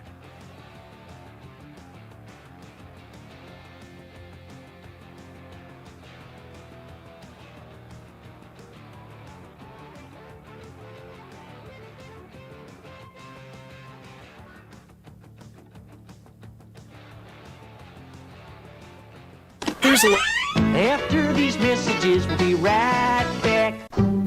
Arrived today. Jeans do come true. Thank you, Blue Delta. Yeah, jeans do come true. That's what the bag says. Blue Delta Jeans makes the best fitting, most comfortable jeans in the world because they are uniquely made for you and only you. Raw denim jeans, custom fit, hand tailored in Tupelo, Mississippi, my hometown. Let's dive in and see what we have here. Do what I did. Visit BlueDeltaJeans.com. Find your fit. Design a jean. And before you know it, you'll be addicted. Just for my listeners, enter discount code Matt Wyatt, all lowercase. Again, that's if you listen to me, you can use discount code Matt Wyatt, all lowercase. And at checkout, you're going to get a 10% discount off your order. So I just went online, ordered them. BlueDeltaJeans.com. A couple weeks ago, went in.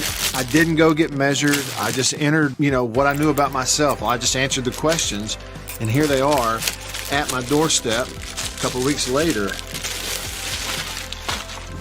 Nice. Yeah, Blue Delta. Nice. I'm happy. I've known the Blue Delta team for years, and I'm thrilled to have these guys on as a sponsor of this show. Blue Delta's virtual tailor is a fun and easy way to get yourself into the best fitting pair of jeans you're ever going to own. Bet you never thought you'd get a butt shot out of me, huh? How about that? Just answer the questions and they fit absolutely perfectly. They couldn't fit better. So just go online, bluedeltajeans.com, answer the questions. It's amazing how they do it. They will fit perfectly. You're not going to find better material and better feeling pants, period, anywhere. BlueDeltaJeans.com. Use this code. Use the code. You're going to get a discount. They are the most comfortable jeans I've ever worn. I promise you that. And I know that you are going to love them too. Make sure you use the code. And remember, jeans do come true. After these messages, we'll be right back. Let me tell you about an ice cream can't be beat. The very best tasting you can eat. It's Meadow, Meadow, Meadow, Meadow Smooth Freeze Meadow Gold. Go to your ice cream man today and here's the word that you should say. Oh, give me Meadow, Meadow, Meadow Smooth Freeze Meadow Gold. And remember, folks, Meadow Gold Is mighty good. For double enjoyment, reach for Beech Nut Peppermint Gum. It sparkles your smile, your breath, your whole sense of enjoyment. Beech Nut Peppermint in the familiar yellow pack. 6 o'clock, dinner time. Thank goodness for Jello instant pudding. Yes, thank goodness for Jello instant pudding. The terrific busy day dessert you can make at the very last minute. See how quick and easy. Just add it to cold milk and beat it up. That's all. By the time you're ready to eat it, it's all ready for you. Jello instant pudding, made by the famous Jello folks. So creamy, so nourishing, so delicious. No other instant pudding is quite the same. Stock your shelves with all 7 flavors. The good, busy day dessert. Jello instant pudding.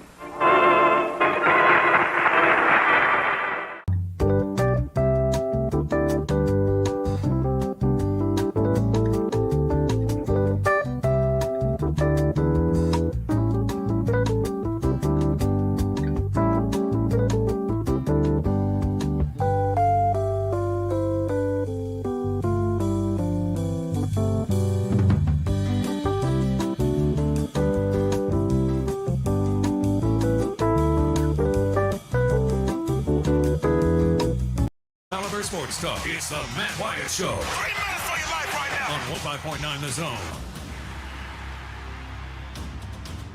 All right. Here we go. Okay. Back with you in the Bureau. Connected to you because of C Spire. Y'all hit me up on the Davini phone, 995-1059. More bully with a very honest, forthcoming story. No, you don't have to give up your man card just because you don't recognize the face of the defensive coordinator at Petty's Barbecue. But you know, we should probably learn their faces. That's all I'm saying. Here it is. By the way, the music I played a little bit ago, it was the SEC on CBS theme music, this is the last year for it, right?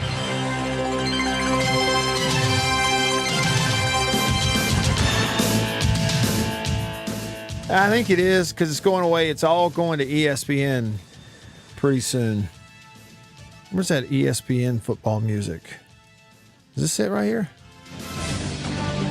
Yeah, there you go. The recommendation from the College Football Playoffs Working Group reportedly is a 12-team model. It will include the 6 highest-ranked conference champs plus 6 at-large spots. Okay, so you got a report that came out from Pete Thamel, Yahoo Sports. It said that was, 12-team models, what they're going to recommend. Well, they've gotten a hold of a release here that has the recommendation in it. College Football Playoff Expansion Working Group, all right, and it is recommending 12-team playoffs, 6 automatic bids, 6 at-large. The proposal is going to be looked over sliced and diced and vetted next week at the College Football Playoff Management Committee meeting. I mean, what is all this stuff? It could be approved as soon as June the 22nd at a Board of Managers meeting. All right, 12 teams. What else we got here? Let me give you some quotes. Now, this will involve me, kind of reading a couple of quotes for you. Because if you're in a car, you don't need to be flipping through your phone reading this stuff yourself. Let me give you what people are saying, okay? Dennis Dodd of CBS wrote this: a 12-team field would presumably allow for 6 automatic bids. Power 5 conference champs, in the top-ranked group of 5 team, that would be, 6 automatic bids, along with 6 at-large. Now, I don't know, what does that mean? Now, here's what he says. While the SEC might not be overtly driving the discussion for 12 teams, such a structure would likely benefit the game's most powerful conference. I mean, it'd benefit the SEC. Just like I said, if you're going conference champs, we are half of the 12-team playoff field. We are shoving importance on conference champions. Now, how are the conferences going to get their champions? They're all going to have conference title games? Yeah. Okay, so 6 of them. Well, you'd go theoretically, that would be what? The Power 5 and the AAC.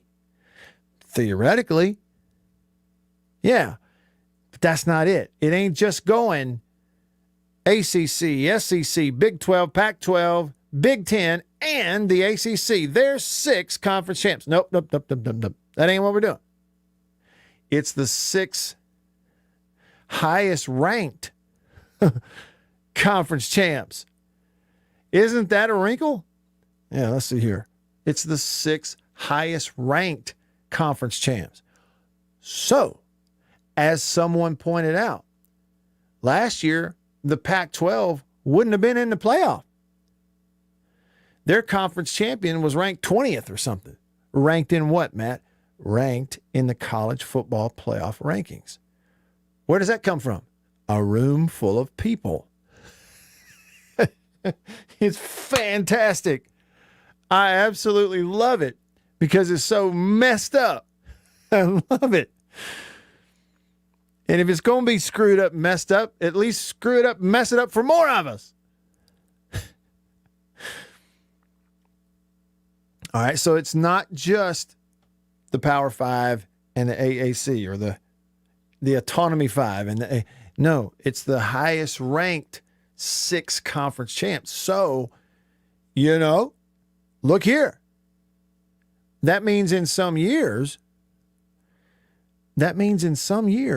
seriously, you look at the AAC, the American, UCF, opening this up, UCF or Cincinnati are going to be one of the 6 highest ranked conference champs.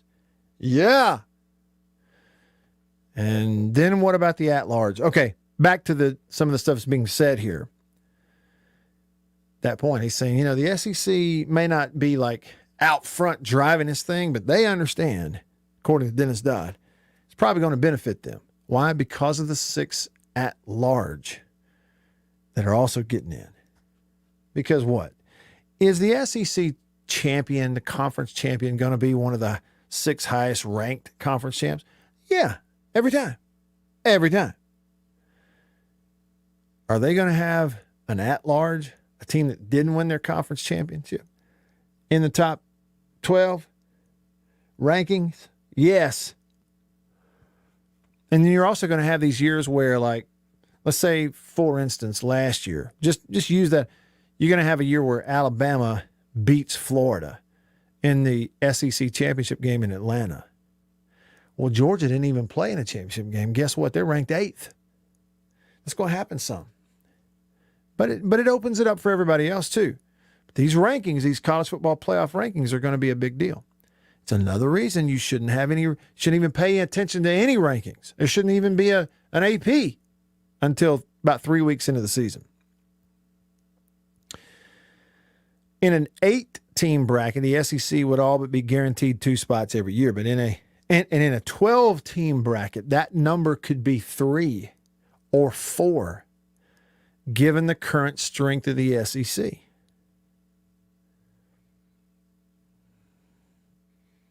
They have an unnamed Southern athletics director in here in an anonymous quote saying, the SEC wants more at-larges.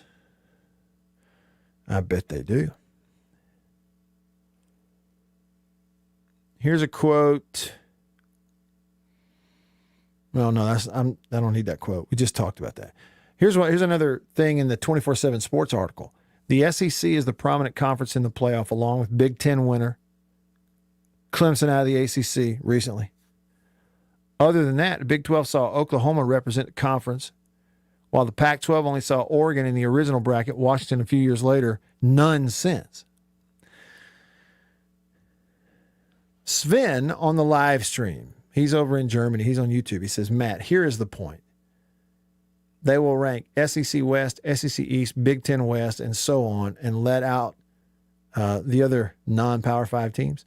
Well, but see, it'll be conference champs. Okay, so the conference champ, I'm okay with something expanding as long as it includes a more guaranteed spot for conference champions. For that being something that more automatically gets you into the more. Okay, look, oxymoron. A better chance to get you into the college playoff than not winning the deal. Here's what I mean by that. Let's say, and in this particular thing, you're going to have some years where going into the conference championship game for the ACC, the conference championship weekend for the AAC, it'll be, let's just, again, I'm not even looking at divisions. Let's just throw an example out there. In the AAC, you're going to have UCF squaring off with, I don't know, Memphis, okay, in the AAC conference title game. And at the same weekend, you're going to have, in the ACC, you're going to have Clemson playing who?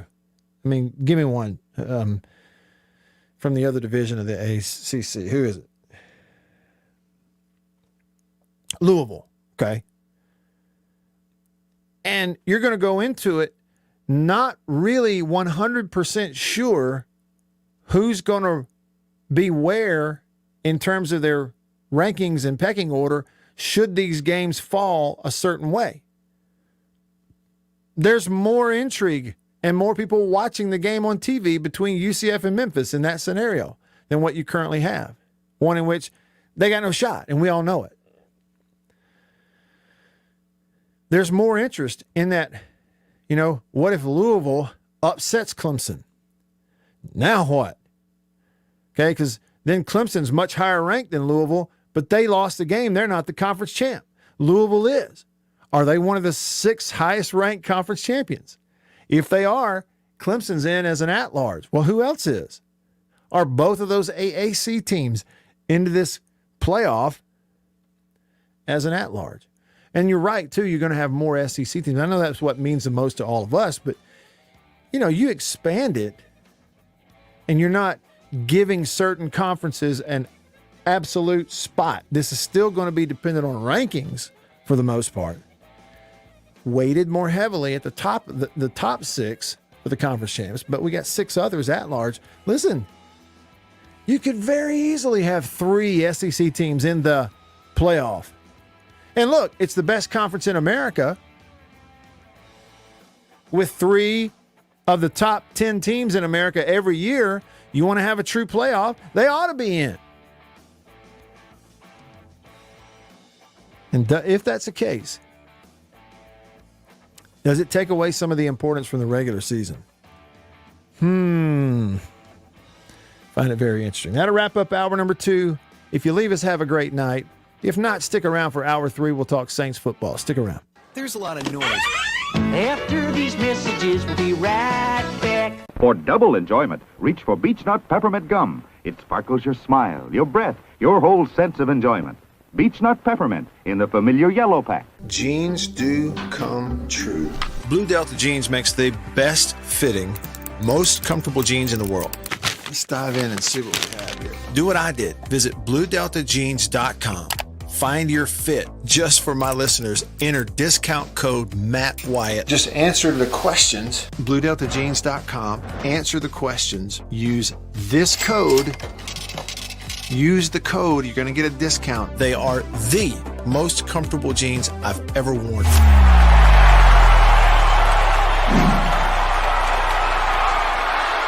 Farm Bureau Insurance stands ready to provide financial relief to our communities in this time of crisis. This includes a one-time credit to all personal auto policyholders, a donation of $500,000 to the Mississippi Food Network, and additional payment options for those hit the hardest, all while continuing to service customer claims as well. But this is the time to go above and beyond. These are a few ways we're keeping the Farm Bureau promise. To learn more, talk to your agent or visit us online. Go with the home team.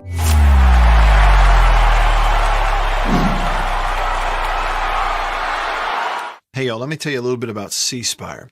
New stuff in 2021, including 5G coverage. If you go to their website right now, cspire.com, you're going to see their no bull, which, by the way, I love the Super Bowl ad with the slow motion bull. You're going to see that on the website. But look, they're right. There's been a lot of bull over the years in your wireless bill, depending on if, who you were with. And my experience with C Spire is just like they say, there's no bull. I know what it's going to cost me each month. I know what my coverage is the number one coverage in Mississippi, period, the number one network. And they've got 5G phones that are 5G ready. Now, I have the new iPhone 12 Pro Max, got it at C Spire, went and did curbside at my local C Spire location and did the exchange where I traded in my old one, got the new one, and it's 5G capable. And we've got 5G coverage in parts of Mississippi, and it's just growing by the day. So you really ought to check that out, okay? And in terms of the new phones, you got deals going on those as well. Find those out at cspire.com. C Spire, customer inspired. After these messages, we'll be right back. Every farmer understands their farm can't thrive without some good partners like sun, soil, and rain. And farmers in North Mississippi also rely on another important partner, Mississippi Land Bank, because land and farm financing are Mississippi Land Bank's primary focus. We've grown alongside these farmers' crops for more than 100 years. We understand what a farmer needs, and we know the lay of the land in North Mississippi. And that's where I stand. A lot of people in the equipment world, things kind of go in trends, I guess, if you want to say it.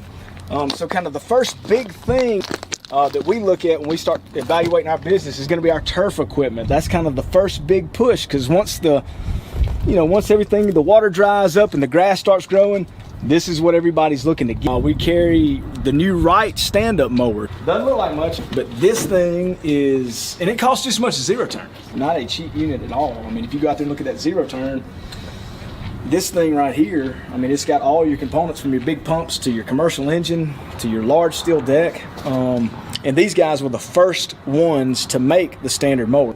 Better buy Bird's Eye. Better buy Bird's Eye. Yes, always look for this Bird's Eye Bird, your guarantee of top quality frozen food. And your big Bird's Eye buy this week is Bird's Eye Orange Juice. Easy, you can serve it in a minute. Thrifty, it will save you money. Orchard fresh and delicious. Better buy Bird's Eye. Better buy Bird's Eye. Now, if you know your oats and want to feel your oats and taste how good an oat cereal can be, well, you'll go for Cheerios. Great way to start the day with really great eating. That's Cheerios, one of the few foods made from oats. The tasty cereal grain everyone should have at breakfast. Crisp and golden as only a toasted oat cereal can be. And nourishing? Why, a Cheerios breakfast gives you the power protein that grown-ups need to help stay in trim and youngsters need to grow on. Toasted oat goodness, toasted oat flavor, a delicious power breakfast. That's Cheerios.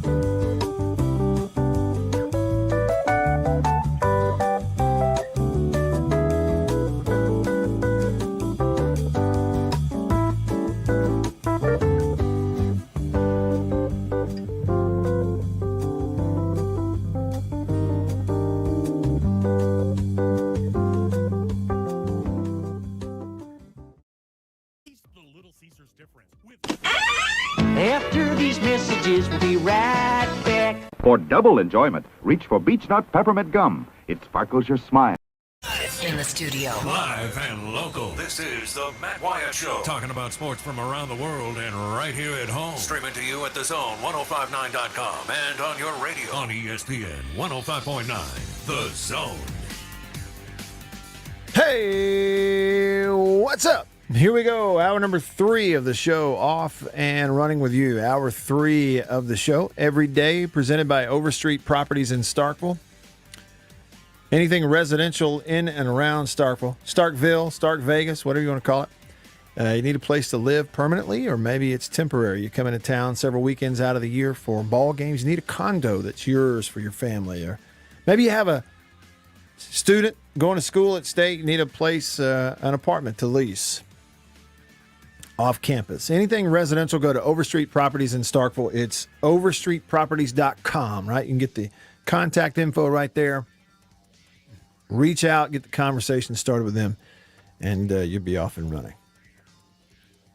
Coming up in a bit, in about 3-4 minutes from right now, we'll get a chance to talk with, if everything goes according to plan, we'll get a chance to talk with Deuce McAllister, former Ole Miss All-American. He's in the Saints Hall of Fame as a running back for the Saints, and talk a little NFL football. Saints minicamps going on, but just kind of hit it and get ready for it because, we're close. We're getting close. We're already inside of 90 days on our college football countdown, and that's counting it down to September the 4th, the first big, Saturday of college football. And you actually have some games that'll be going on before that.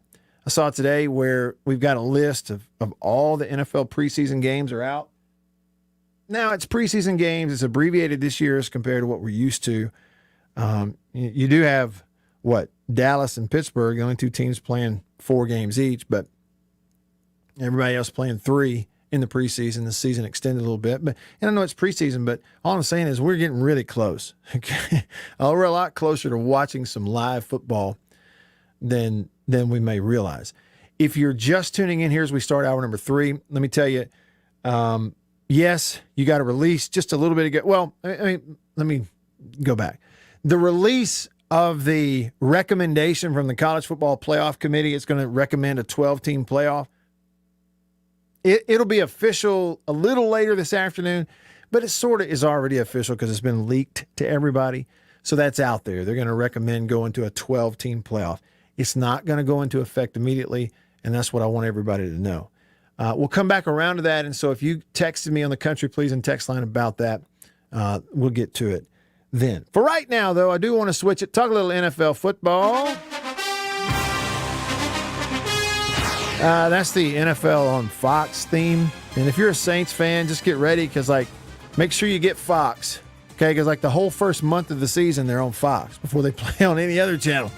And we'll talk Saints right now with former Saints running back, Hall of Famer in New Orleans, Deuce McAllister. As Bill said, Deuce is loose, and he's on your radio right now on the Davini phone. Deuce, appreciate you giving me some time, and man, kickoff is going to be here before you know it, and I don't think I'm just drumming it up. I mean, time's flying by the older we get, Well, Matt, one thing we got to do, we just got to keep living. I can tell you it's better than the alternative. And, I heard you just talking about the college football. You guys have the 90-day, or at least you're in that 90-day window as far as college football. We're still, we're under 100 days as far as the NFL season is concerned, and I'm not counting preseason game. And so it'll be here before you know it, and it's right around the corner. And, you can just kind of feel things becoming a little bit different, and as we try to get back to normal with everything else, this is a part of it. Yeah, it really is. It'll be here quickly. Well, and on that note, mini camps going on right now, same for the Saints. A lot of that stuff's, closed, and they're working the new guys in. Deuce, for those of us, all of us, that for that matter, that didn't go through that first preseason mini camps and training camps as a rookie in the NFL, what are those new guys and draftees going through right now? They are in Club Med right now because this is nothing like the old days or what it used to be like even from a couple years ago. And some of that is obviously because of COVID and some of the protocols that they're still under. Some teams are doing a little bit more, but the Saints are taking the approach of we're not even going out as far as and doing any competitive drills on the field. The 1 hour that they do go out and they do some stuff, it's mainly individual work. You're not doing anything as far as competition is concerned. And, some of that's because of the team. Some of that's because Sean Payton, and another way it kind of keeps the eyes off of the biggest question mark that the Saints have, and that's at the quarterback position. What are they going to do there? And so you really won't get a true look until training camp. And, I don't know how much you'll see as far as competition going on then as well. Yeah. Deuce, so you touched on it there, quarterback, and that's, obviously what everybody talks about and what everybody's going to want to see for New Orleans. With Taysom Hill there, obviously, and Jameis Winston, two names that everybody knows, but we all know, too, that they're not Drew Brees, and they're not probably going to be Drew Brees. We know that, and you draft one in the 4th round, Ian Book. What's your take just on the potential for those guys, whoever wins it, and do you have a feeling on who the guy is going to be for the Saints? I can tell you who I think they feel. They feel comfortable with both guys, particularly the veteran guys. I think they're intrigued by Ian Book, but Ian Book to win that starting job, I think that would be, maybe a 2% chance that happens overall. I just don't see that happening. Now can he contribute and still help? Yes, I think he can, but I don't think that they have the envision of him stepping in and winning that starting job as far as a quarterback.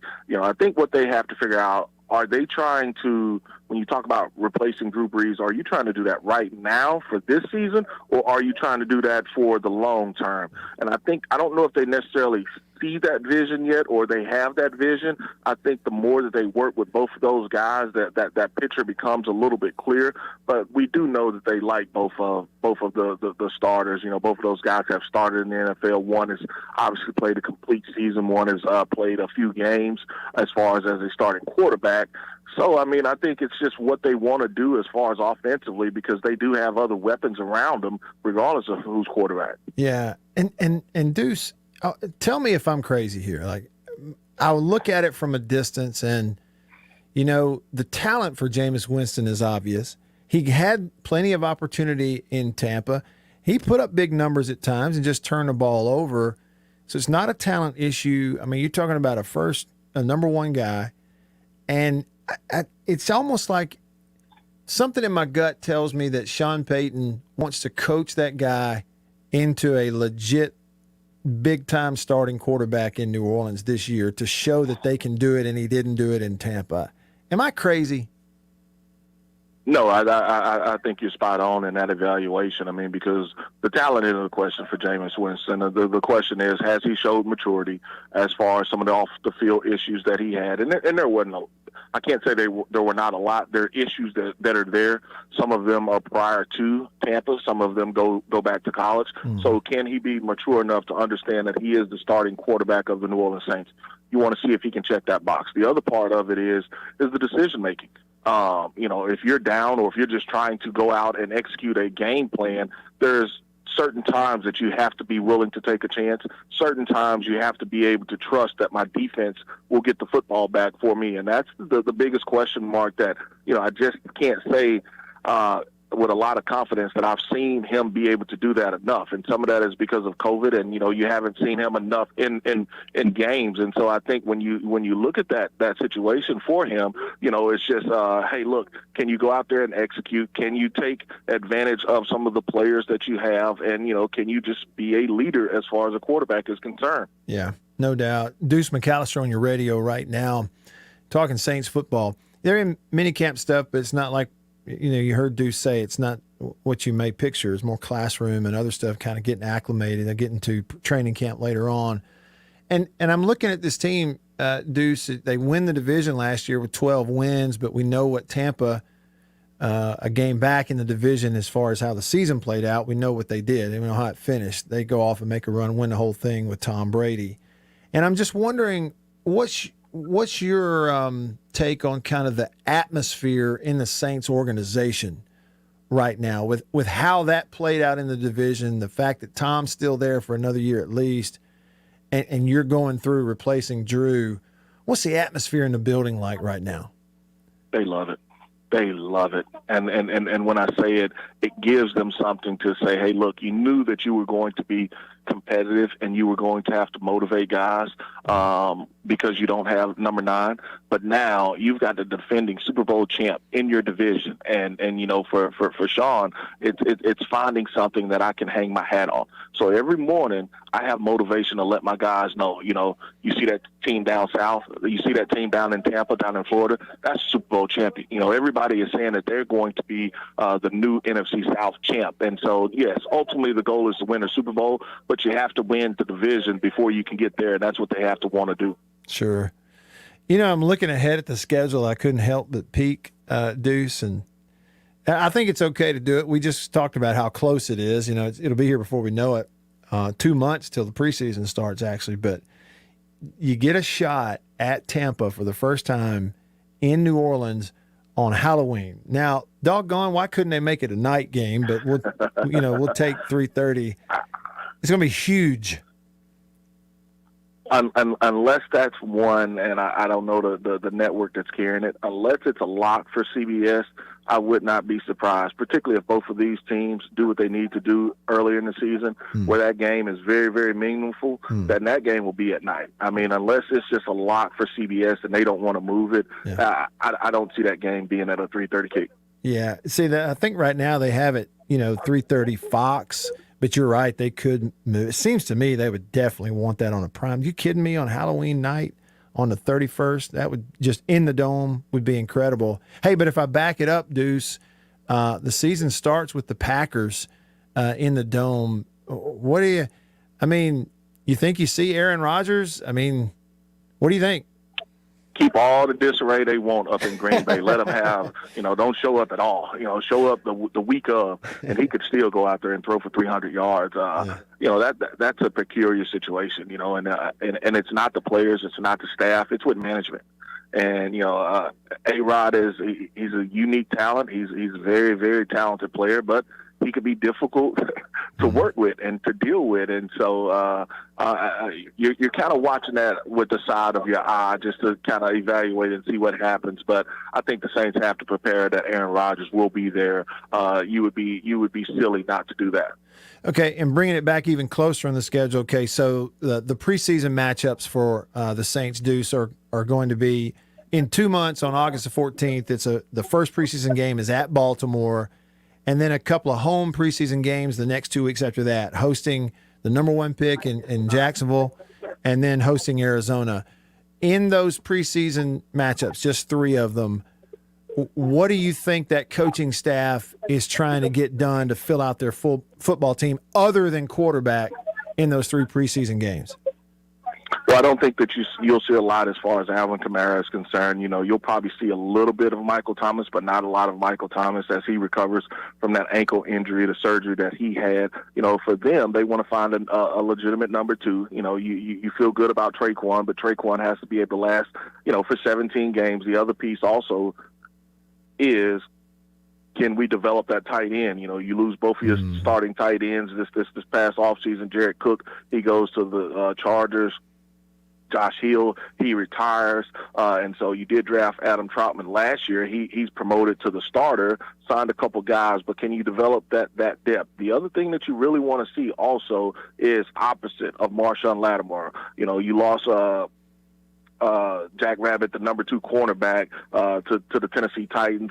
You had to release him. Can you develop some depth as far as the number 2 cornerback opposite of Marshawn Lattimore? Those are the couple things that they want to be that they'll be looking for.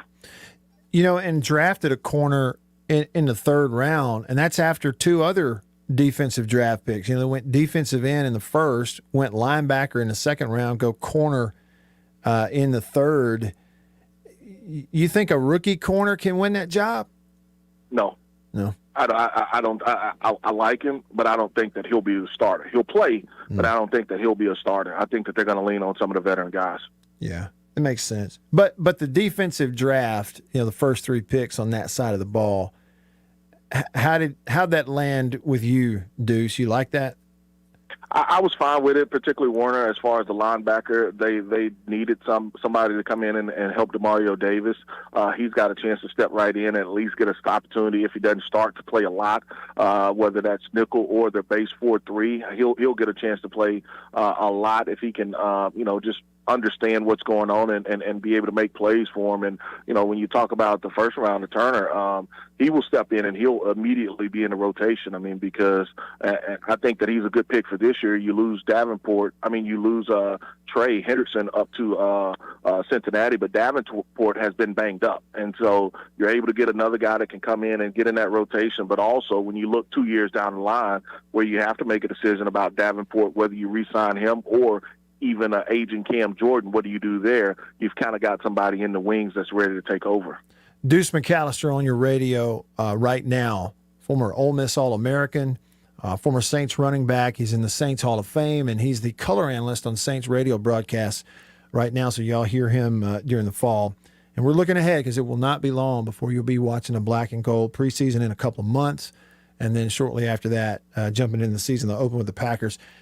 Deuce, I'm just looking again at the schedule, the early part of it, and I feel like given what's going on, Tampa, they get the headlines, they won the thing last year, Tom's back, all this. And just like you and I were touching on, you look at the schedule, it's Packers, Panthers, Patriots, Giants, Washington, Seahawks before you even play the Buccaneers. And there's a couple good teams in there, but the Saints have an excellent chance, if they figure it out at quarterback, to get off to a very good start prior to hosting the Buccaneers. And it just feels like the schedule may set up for them to surprise some people. And I wonder if you feel the same way. I don't know how much it'll be a surprise. I mean, right now, at worst, the Saints will be 3-2, probably 4-1 before they have their break as far as their bye week is concerned. And so I think that sets up pretty well for them on what they want to do and just the talent they have overall. Even with losing some of the pieces that they lost, I think they're obviously contributors. And, this is not taking anything from Drew, but the biggest thing that the Saints lost was depth. And so that's why they have to have hit on some of those young guys and even some more free agents. I feel that they will be signing and bringing in. I think that's probably the most important part is the overall depth. That's what they lost a lot of over this past offseason. I mean, they still have playmakers. I mean, I still think that they have a top 3 offensive line. I think that you have an elite cornerback in Marshawn Lattimore. I think that you have a really, probably top 5, top 10 linebacker in DeMario Davis. And so, Alvin Kamara, he's probably top 5 running back. So there's still players on that squad. You just can't be sloppy with the football, and you've got to be able to create turnovers. Hey, and last thing, Deuce, with Julio Jones out of the division now, and I know he was getting on up there and had been banged up, but he's out of the division now. He's away from Atlanta in Tennessee. Does that change anything in a major way in the division or even with the Atlanta team, in your opinion? No, they still got Pitts. I mean, they still got some weapons over there in Atlanta. Julio drew a lot of attention, but injuries had kind of gotten the best of Julio the last couple of years. Now, trust me, he'll still go in and he should go for 1,000 or better in Tennessee. But Atlanta will still be a tough opponent for the Saints as far as the matchup is concerned, even though they do have a new head coach as well as GM.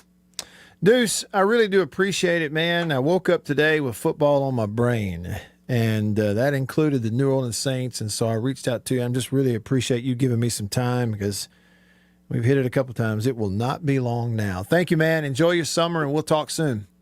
No problem. And you enjoy this weekend as the Bulldogs take on Notre Dame. It should be an electric atmosphere. I know you got Ben on later on. That should be a good one. I'm telling you what, we will consume some barbecue and ribs and that kind of stuff, win or lose. I can promise you that, Deuce. Wish you were there. Yeah, well, no problem. It will be electric. Yeah. Thank you. Talk to you soon. That's Deuce McAllister on your radio talking Saints football. And yeah, so the preseason schedule, August the 14th is the first one. So you're talking about, right at basically 2 months, and you can watch, start watching preseason football. And the first one for New Orleans is at Baltimore. You're going to go in there, and again, it's a first preseason game. You got players like he said, Kamara and some of these Thomas, who probably don't play a whole lot in the preseason, much less maybe in that last one. But in the first one, everybody gets some reps. But look, there'll be a lot of eyes in the preseason on New Orleans because there's no Drew Brees there, and you're trying to figure out, okay, are we seeing a Jameis Winston that can take the reins of this and go upend the Super Bowl champs in his own division, the team he used to play for? Or is it this dual threat, big, thick running back / H-back type of athlete who runs a 4.4, but now he's going to be a ball distributor quarterback in Taysom? We're going to build a whole offense around Taysom Hill. Which is it going to be? And then the depth on the defensive side of the ball. Like I say, you got to find a starting corner opposite of Lattimore, your top 3 draft picks on the defensive side. Both of your most recent number 1 picks have been pass rushers, including the one coming in, which, if all that comes to fruition this year, does your identity even swing a little more from offensive to defensive? And instead of winning shootouts with Tampa, you win low-scoring defensive struggles with Tampa. A lot of eyes are going to be on the New Orleans Saints and Sean Payton and who is his new quarterback going to be and what's it going to look like. And you heard, Deuce didn't hesitate. I said, how do you think they feel inside the building? You see that Super Bowl trophy down there in Tampa, and strength is sort of there, and now you're not the favorite in the division. How do you feel about it? He says immediately, they love it. They love having that dynamic in New Orleans saying, hey, nobody's talking about you. You got to go do something to make them talk about you. I find it interesting. And folks, like that monkey who sat his tail on a railroad track, it won't be long now. Just getting started with you in hour number 3. I'm Matt. Stick around.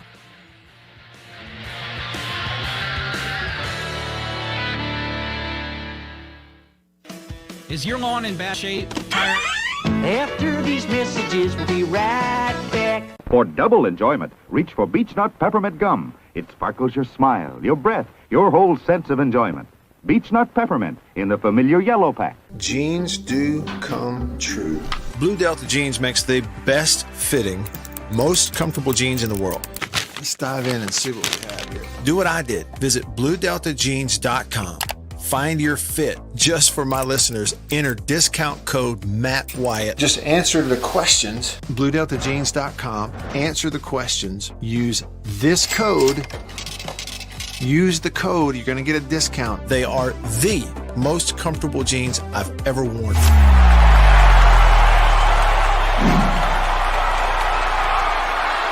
Farm Bureau Insurance stands ready to provide financial relief to our communities in this time of crisis. This includes a one-time credit to all personal auto policyholders, a donation of $500,000 to the Mississippi Food Network, and additional payment options for those hit the hardest, all while continuing to service customer claims as well. But this is the time to go above and beyond. These are a few ways we're keeping the Farm Bureau promise. To learn more, talk to your agent or visit us online. Go with the home team.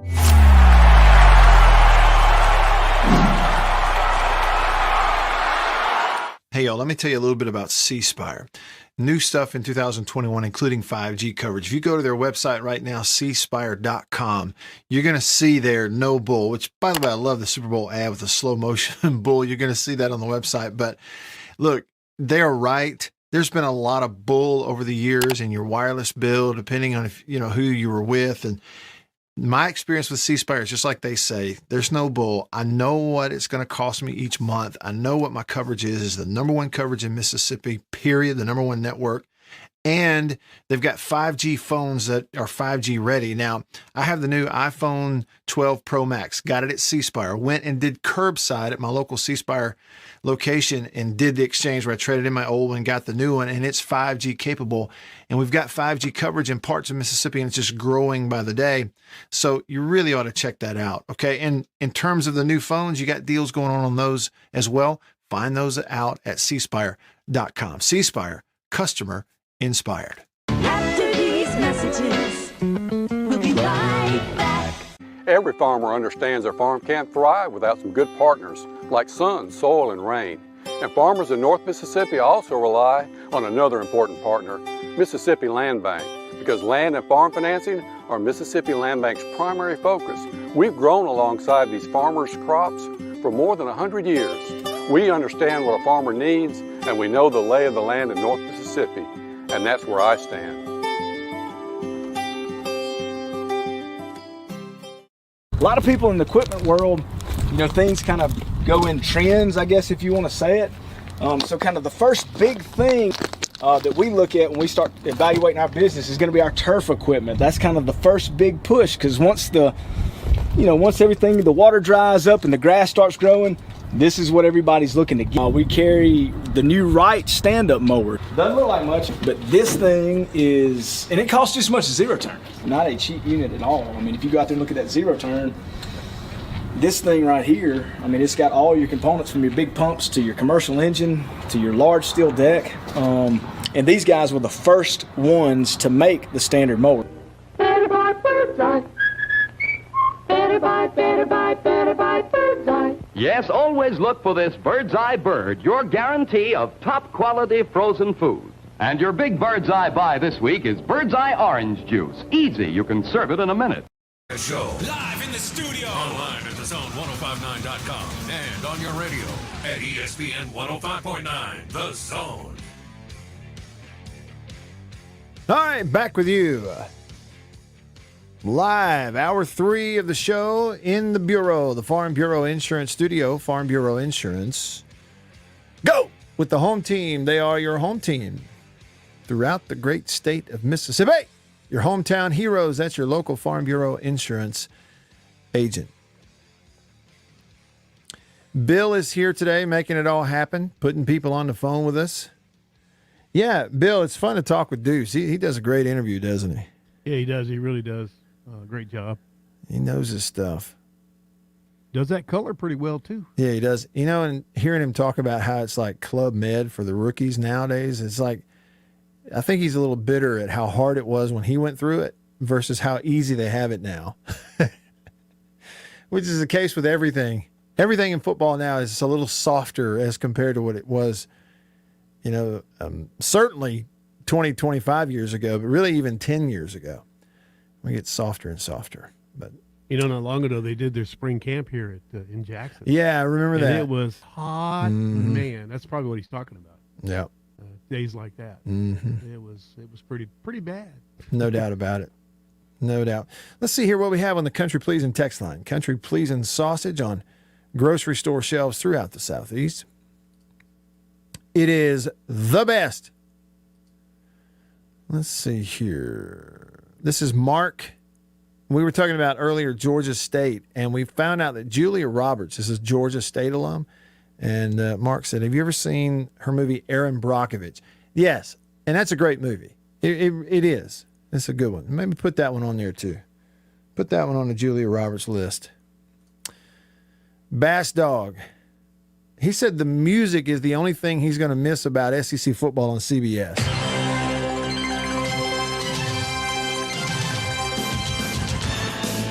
I'll be honest with you. I like every now and then going back on YouTube and you can watch these games when Vern Lundquist was doing play-by-play.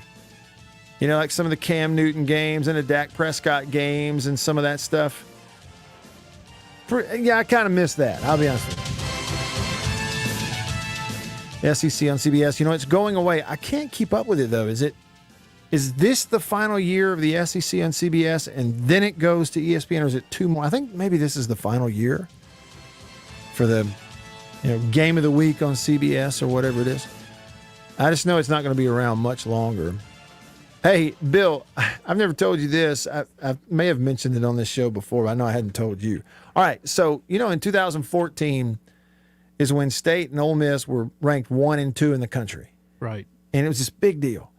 And so CBS, the game of the week, was in Starkville or Oxford, it seemed like 2 or 3 times that year. And one thing I noticed with that experience, State's ranked number 1. They were number 1 for 5 weeks. Well, all I am is a washed-up has-been former player who's on the radio crew. for state. Well, the number of radio and TV interview requests that I got from people all over the place to talk about state went way up. I mean, it's just like, you felt like somebody, didn't you? Yeah, well, you could tell that I worked for a team that was good. Yeah, buddy. Okay, you could tell the difference because people start wanting to interview. Well, that included the week that CBS was in Starkville to carry Mississippi State versus Auburn. It was going to be number 2 versus number 3 in the SEC game of the week. And that week, they brought a bus, the CBS bus. It's like a production bus. They do all kinds of stuff, production on it. And they parked it right next to the stadium, had big, CBS letters on it. And in the back of that bus was this little makeshift TV studio they had set up, okay, where they could bring people in, sit them down, and via satellite they could interview people on live CBS television programs.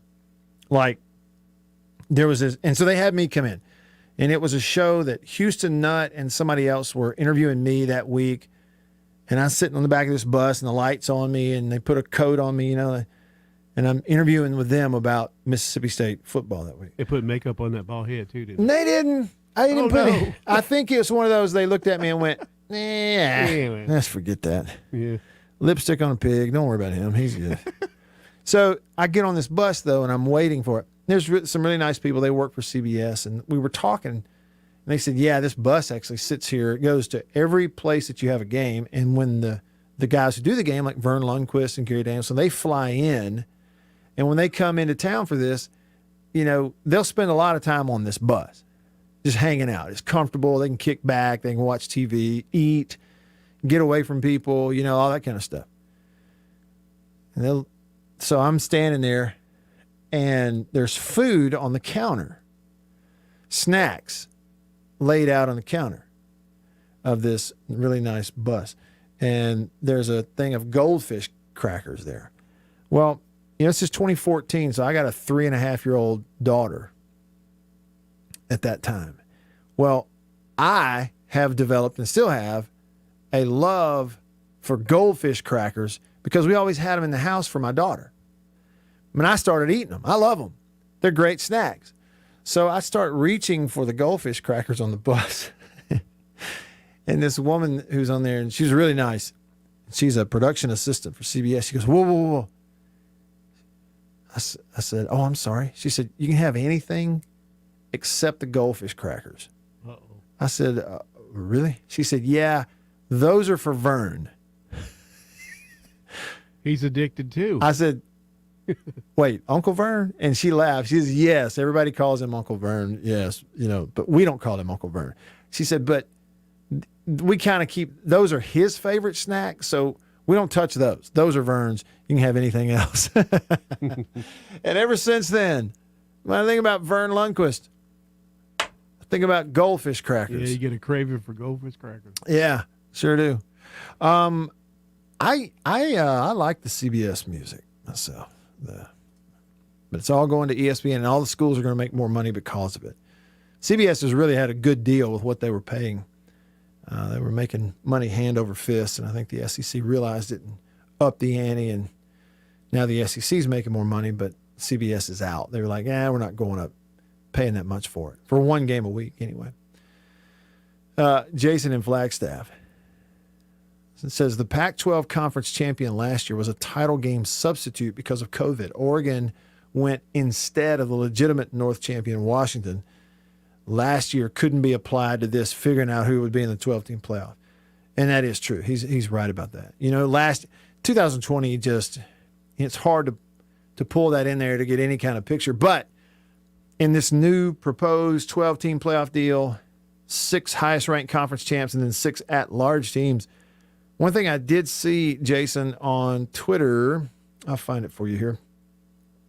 Somebody was making a point of how many SEC teams would have been in the playoffs if this model had been in place, the whole time we've had the playoffs. So 2014 was the first year of the college football playoff, 2014. And it's 4 teams. But what if we'd had this model, the 12-team model, this whole time? In 2014, the SEC would have gotten 3 teams in. 2015, 2 teams. 2016, only 1 team would have been in. 17, 3. 2018, 4 SEC teams would have been in. And then in 2019, 3 SEC teams would have been in. Here's what's interesting about that point, just throwing those out there, that, a what-if hypothetical. What if you'd had this playoff model the last 6 years since the playoff began? Note this, Mississippi. Your teams would have been in. It's my understanding that in 2014, State and Ole Miss would have been 2 of the 3 in the playoff, or at least one of them would have. And I think there's a year or 2 in here that maybe 2015 where Ole Miss might have been in, one of the 2, or at least had a shot at it. So as it pertains to this, having a playoff model, I don't see a way that I can explain myself into believing it's going to close this gap on Alabama and Clemson and Ohio State. It's not going to do that. Those teams are still going to win the whole thing. They are. Their recruiting is just going to get better, okay, because of the transfer thing. They're going to get great transfers that they don't even have to work to get them. That's just true, okay? But at least in terms of getting into this club, in a good year, State and Ole Miss got a shot because they've proven in the last 6 years they had a shot. I'll just point that out. Somebody else did the research. I didn't do it. And then you'd have bye weeks and bye games. I'll say this. In this model, you look at TV, and we go, okay, we got 12 teams in, 6 high-ranked conference champs, 6 at-larges, and whoever gets byes in that first week. The other teams that are playing, some of these teams playing each other in these playoff games that are just the start of this thing, it'll do huge, huge ratings. In case you're wondering, 4 o'clock Central, 5 Eastern, 4 Central is when this college playoff working group is going to have a press conference. I don't know if they're taking questions or what. I'm assuming it's via Zoom.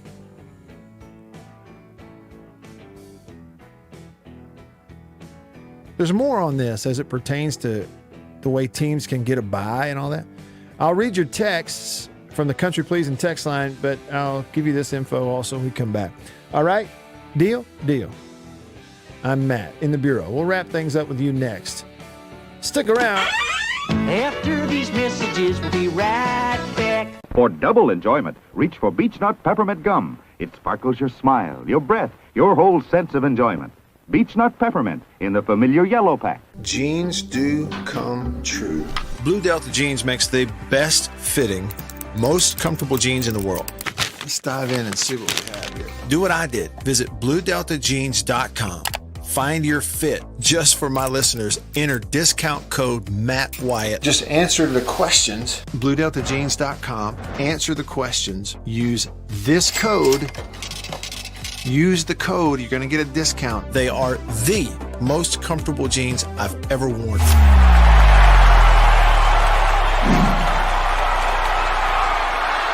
Farm Bureau Insurance stands ready to provide financial relief to our communities in this time of crisis. This includes a one-time credit to all personal auto policyholders, a donation of $500,000 to the Mississippi Food Network, and additional payment options for those hit the hardest, all while continuing to service customer claims as well. But this is the time to go above and beyond. These are a few ways we're keeping the Farm Bureau promise. To learn more, talk to your agent or visit us online. Go with the home team.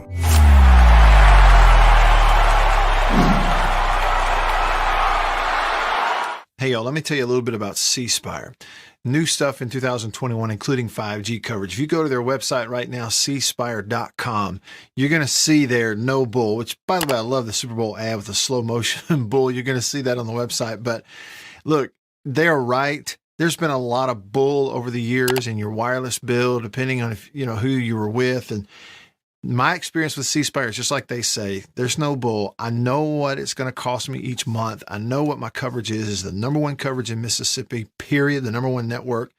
And they've got 5G phones that are 5G ready. Now, I have the new iPhone 12 Pro Max, got it at C Spire, went and did curbside at my local C Spire location and did the exchange where I traded in my old one, got the new one, and it's 5G capable. And we've got 5G coverage in parts of Mississippi, and it's just growing by the day. So you really ought to check that out. Okay. And in terms of the new phones, you got deals going on those as well. Find those out at cspire.com. C Spire, customer inspired. After these messages, we'll be right back. Every farmer understands their farm can't thrive without some good partners like sun, soil, and rain. And farmers in North Mississippi also rely on another important partner, Mississippi Land Bank, because land and farm financing are Mississippi Land Bank's primary focus. We've grown alongside these farmers' crops for more than 100 years. We understand what a farmer needs, and we know the lay of the land in North Mississippi, and that's where I stand. A lot of people in the equipment world, things kind of go in trends, I guess, if you want to say it.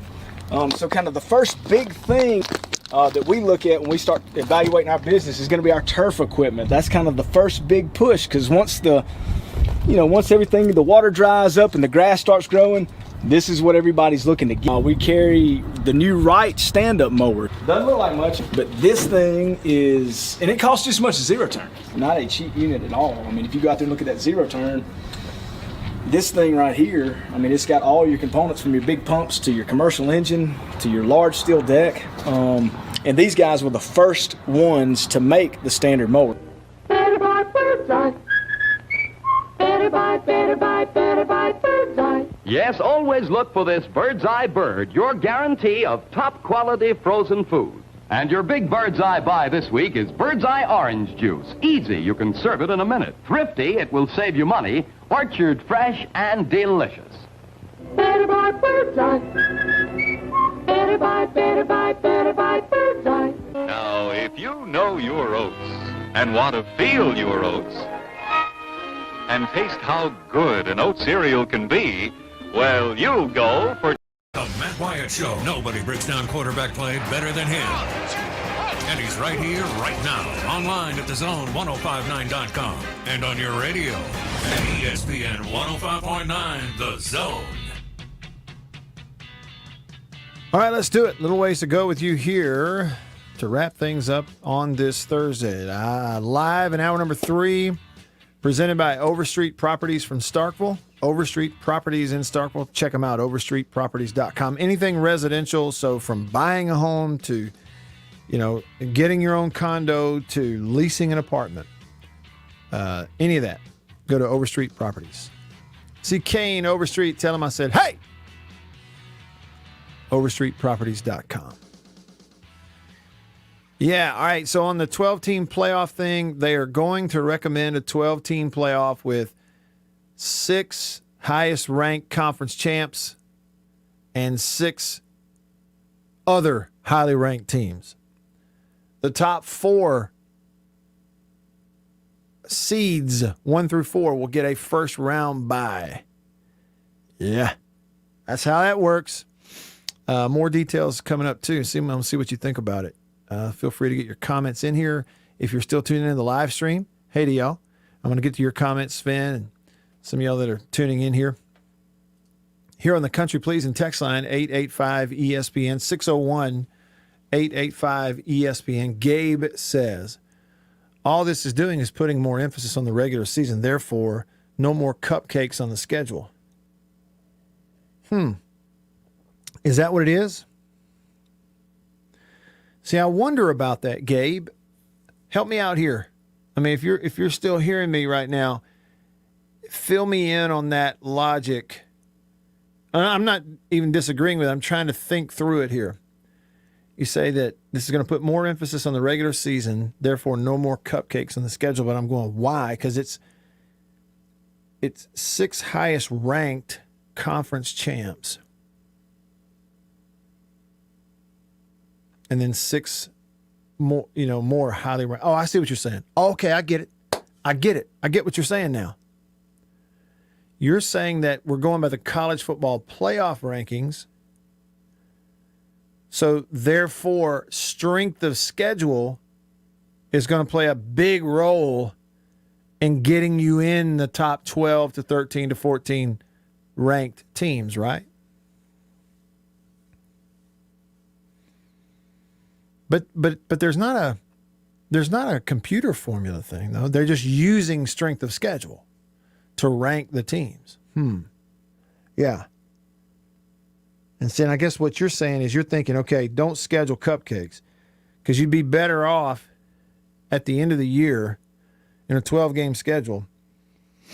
You'd be better off being 10-2 against a top 15 strength of schedule than being 11-1 with 3 cupcakes in there, and you got a number 50 strength of schedule. Is that what you're saying? Okay, I got you. See, Gabe, see, I'm like a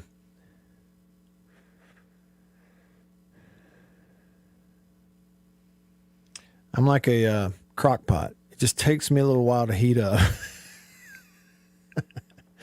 I'm not a microwave. All right. Now, what else we got? Unnamed texter said, I'm all about a 12-team playoff because we love football. But the whining won't stop, whereas now multiple one-loss teams don't get in there. There's going to be more two-loss teams not getting in. I'm a dog to the bone, but it's still not right that Tuberville got screwed that year at Auburn. I mean, you're right. That's not right. It's just not right. Jay in Baltimore. Hey, Jay, I missed your text earlier. Jay says, I'm not sure if you guys talked about it already, but I saw that Jackson Forrester decided to leave the Bulldog baseball team. He says, and I saw some comments about quitting at such an odd time, but also a comment about reduced rosters for postseason. Gosh, I don't know, Jay. You know, I appreciate you bringing it up because Jason asked earlier, he said, hey, who was that I announced they were going to transfer? He couldn't think of the name. It's Jackson Forrester. But in terms of the reason, I just have no idea if it has anything to do with a reduced roster or not. I just don't know. Anthony from Tupelo said these football rankings need to go to some sort of RPI type rankings. The humans that do the polls now pay more attention to recruiting rankings than anything else. That's an interesting point. You know, we had the computer model with the BCS, didn't we? I mean, we did. And look, I mean, if we can take NCAA basketball and NCAA baseball and we have an RPI ratings percentage index that everybody agrees, okay, it's good, it's fair, it's a good formula. It works on a computer. Takes all this stuff into consideration. It even layer upon layer of schedule. In other words, your opponent and then your opponent's opponents and then your opponent's opponent's opponents all factors in there. Well, that's good. Somebody can figure that out. As opposed, Anthony, to in football, the stupid Associated Press poll comes out in the preseason. We haven't seen anybody play yet, but it comes out in the preseason. And frankly, I believe that sort of has a little bit of an impact on some of the people in the college football playoff room. Somewhat. I just don't know how much. Because, you know, if you go back to the first year of the college football playoff, what did you have? Out of nowhere. It's the first ever college football playoff. And it comes out at that time, I think it was what, week 4? Now it's week 5. But you play several weeks. State goes out there and bam, bam, bam, beats LSU and beats A&M, and beats Auburn, and whoosh, Mississippi State's number 1. And everybody went, blah, blah, blah. This ain't the BCS anymore. Folks, we are not in Kansas anymore. That's kind of what that was like back then. But I agree. I mean, it wouldn't be a bad idea to look at some ratings percentage index. We're using it for these other sports. Why can't you use it for football? I mean, really, why can't you? Is it just because, well, we did it once, we didn't like it, So why would we go back to that? Okay.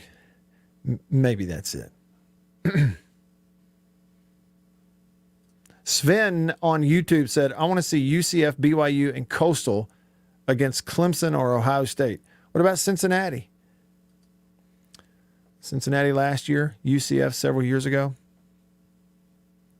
It's a good point.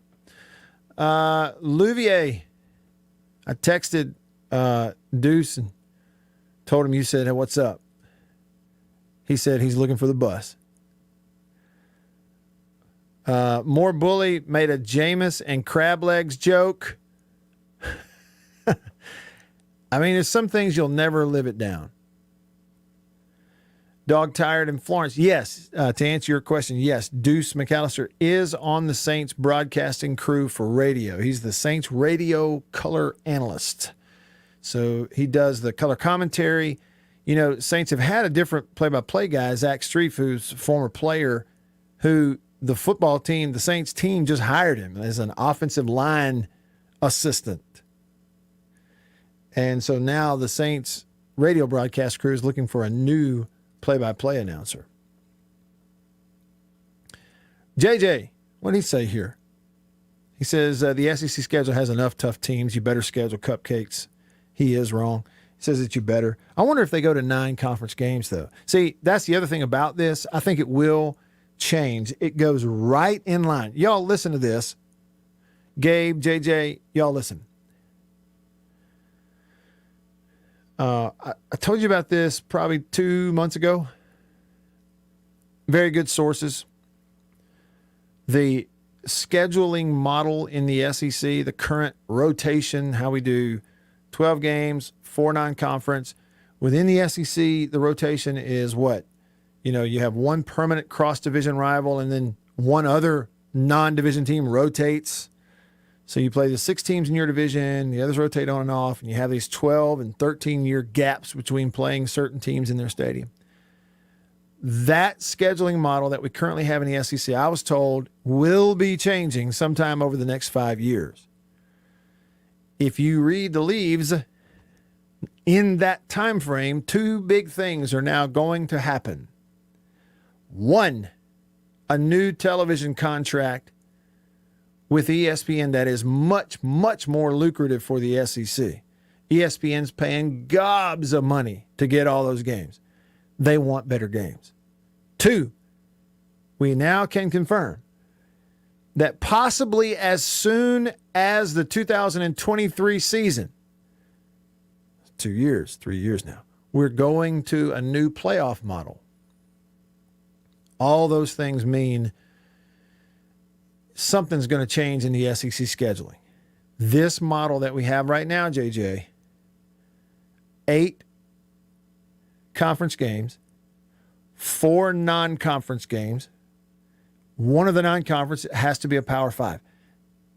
Within those 8 conference games, 2 from the other division, 1's permanent. That's going away. It's going to change.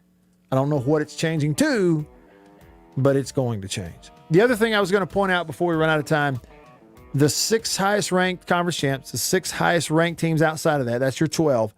The 4 highest ranked teams get a bye. Get this. Teams 5 through 12 play the first round at home field of the highest ranked team. This is the proposal. Notre Dame and other independents cannot get a first round bye because they will not be one of the top 4 seeds, because they will not be one of the highest ranked conference champions because they're not in a conference. That's a part of this proposal as well. Let the gnashing of teeth begin. Thank you all for tuning in. It's been a fun show. We will do the same thing for tomorrow. For Bill, I'm Matt. See you.